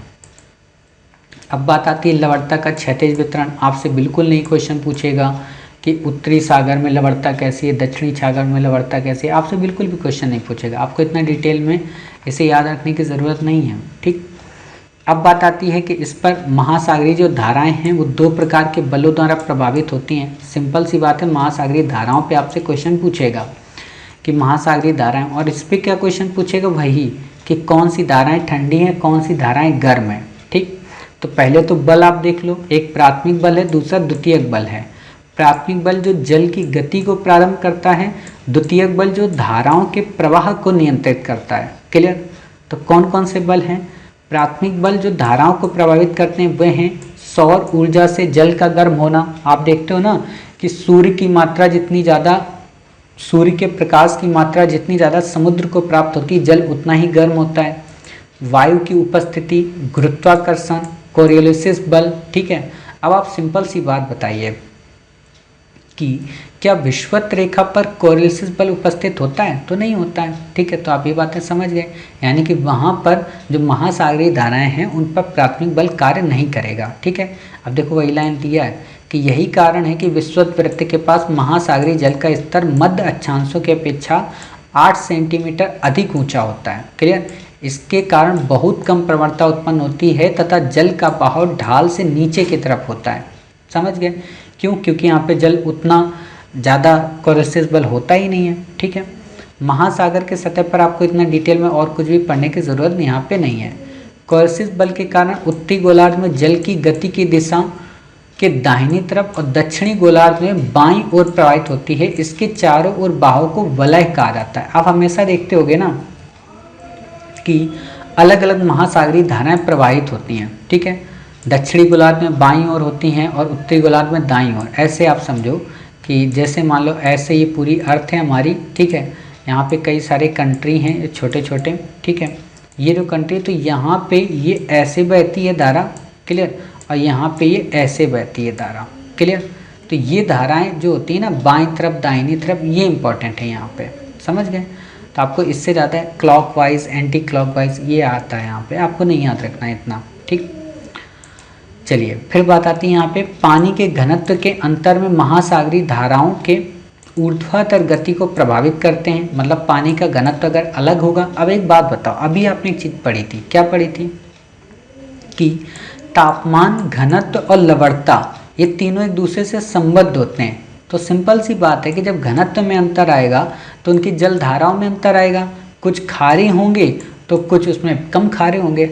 तो इतना आपको बस पता होना चाहिए। बाकी आपसे क्वेश्चन इस पर आएगा नहीं, आपको इस पर याद रखने की ज़रूरत नहीं है। ठीक। ठंडे जल वाली महासागरीय धाराएं तब उत्पन्न होती हैं जब ध्रुवों के पास वाले जल नीचे बैठते हैं तथा धीरे धीरे विषुवत वृत्त की ओर गति करते हैं। गर्म जल धाराएं विषुवत वृत्त से सतह के साथ, फिर देखो आगे क्या दिया है, सतह के साथ होते हुए ध्रुवों की ओर जाती हैं और ठंडे जल का स्थान लेती हैं। ऐसे आप देखो, ये देखो फिगर आप देख रहे हो, ठीक है। ये ऐसे गल्फ स्ट्रीम चल रही है, कनारी की धारा, ठीक है। ये विश्वती धारा, ठीक। ये यहाँ पे बेंगुला धारा, ठीक। ये जो डॉटेड है ये ऊपर को जा रही और ये वैसे हैं ये नीचे को आ रही, ठीक। तो ऐसे ही चक्र बन जाते हैं पूरा। इसमें हम आपको एक लिस्ट प्रोवाइड करा देंगे, हालांकि आपके पास लिस्ट होगी भी कि कौन कौन सी धारा ठंडी धाराएं हैं, कौन सी धाराएं गर्म धाराएं हैं, ठीक है। तो वो आपको बस याद करना है, उससे ज़्यादा आपको इसमें कुछ भी याद करने की ज़रूरत नहीं है। क्लियर? चलिए, ये हमने देख लिया। इससे ज़्यादा आपसे यहाँ पे क्वेश्चन किसी भी तरीके का आएगा नहीं और ना ही हमें याद करने की ज़रूरत है, ठीक। प्रभाव क्या होता है? प्रभाव वही बात है, काफ़ी सारे फ़ायदे होते हैं, ठीक। वो आपको पता होना चाहिए कि पहला फ़ायदा क्या होगा यहाँ पे। पहला फ़ायदा ये होता है कि इस जगह पे जहाँ पे गर्म जल धाराएँ और ठंडी जल धाराएँ मिलती हैं, कुहासा उत्पन्न होता है, जो कि मछलियों के लिए काफ़ी इम्पोर्टेंट होता है। वहाँ पे ऑक्सीजन की आपूर्ति हो पाती है, जिससे प्लैंकटन की मात्रा बढ़ जाती है और मछलियाँ वहाँ पे काफ़ी ज़्यादा आ जाती हैं, ठीक। इसलिए संसार के प्रमुख मत्स्यन जो क्षेत्र हैं वो यहीं पर हैं। जैसे आप ओरोसियो ओसियो धारा को पढ़ते हो ना, क्यूरोसियो और ओहिशियो, ठीक। ये दोनों धाराएँ ठंडी और गर्म मिलके वहाँ पर मछली उत्पादन को काफ़ी ज़्यादा बढ़ावा देती हैं, ठीक है। तो इससे ज़्यादा आपको यहाँ पे कुछ भी पढ़ने की ज़रूरत है नहीं। बाकी टेम्परेचर को आप देखते हो वहाँ पे न्यूनतम रखते हैं, चाहे जापान की बात हो या चाइना की बात हो, समझ गए। तो इस तरीके से आपने ये सारी चीज़ें पढ़ ली, इसमें आपको और ज़्यादा डिटेल से पढ़ने की ज़रूरत नहीं है। बाकी जो धाराओं से संबंधित और भी जो थोड़े इंपॉर्टेंट पॉइंट्स होंगे उनको हम अपने करंट अफेयर्स की सीरीज में कवर करा देंगे। क्लियर? क्यों? क्योंकि करंट अफेयर्स में सारी चीज़ें चर्चा में रही थी, तो हम वहाँ पे आपको इन सारी चीज़ों को कवर करा देंगे। यहाँ पे आपको बस इतना ही पढ़ना है, इससे ज़्यादा आपको कुछ भी नहीं पढ़ना है। इससे एक्स्ट्रा यूपीएससी में नहीं आएगा। देखो, पढ़ाना हो तो हम आपको यही एनसीईआरटी को लगभग 10 से 20 घंटे में कवर कराएं, लेकिन हम आपको यही एनसीईआरटी केवल 1 से 2 घंटे में कवर करा रहे हैं। तो रीज़न यही है ना कि इम्पॉर्टेंट हम आपको करा रहे हैं। हम आपको बेसिक स्टोरी नहीं बता रहे हैं, क्योंकि हमें पता है कि आपको बेसिक स्टोरी अच्छे से पता होगी, ठीक है। तो उम्मीद है आपको आज की क्लास काफ़ी अच्छी लगी होगी। मिलते हैं अपने नेक्स्ट पार्ट में कुछ नए टॉपिक के साथ, यानी कि 281 से लेके 300 तक के टॉपिक के साथ, जो कि काफ़ी इम्पॉर्टेंट हैं, ज्योग्राफी से ही संबद्ध हैं। तो तब तक अपना ख्याल रखिए, स्वस्थ रहिए, सोशल डिस्टेंसिंग का पूरी तरह से पालन करिए।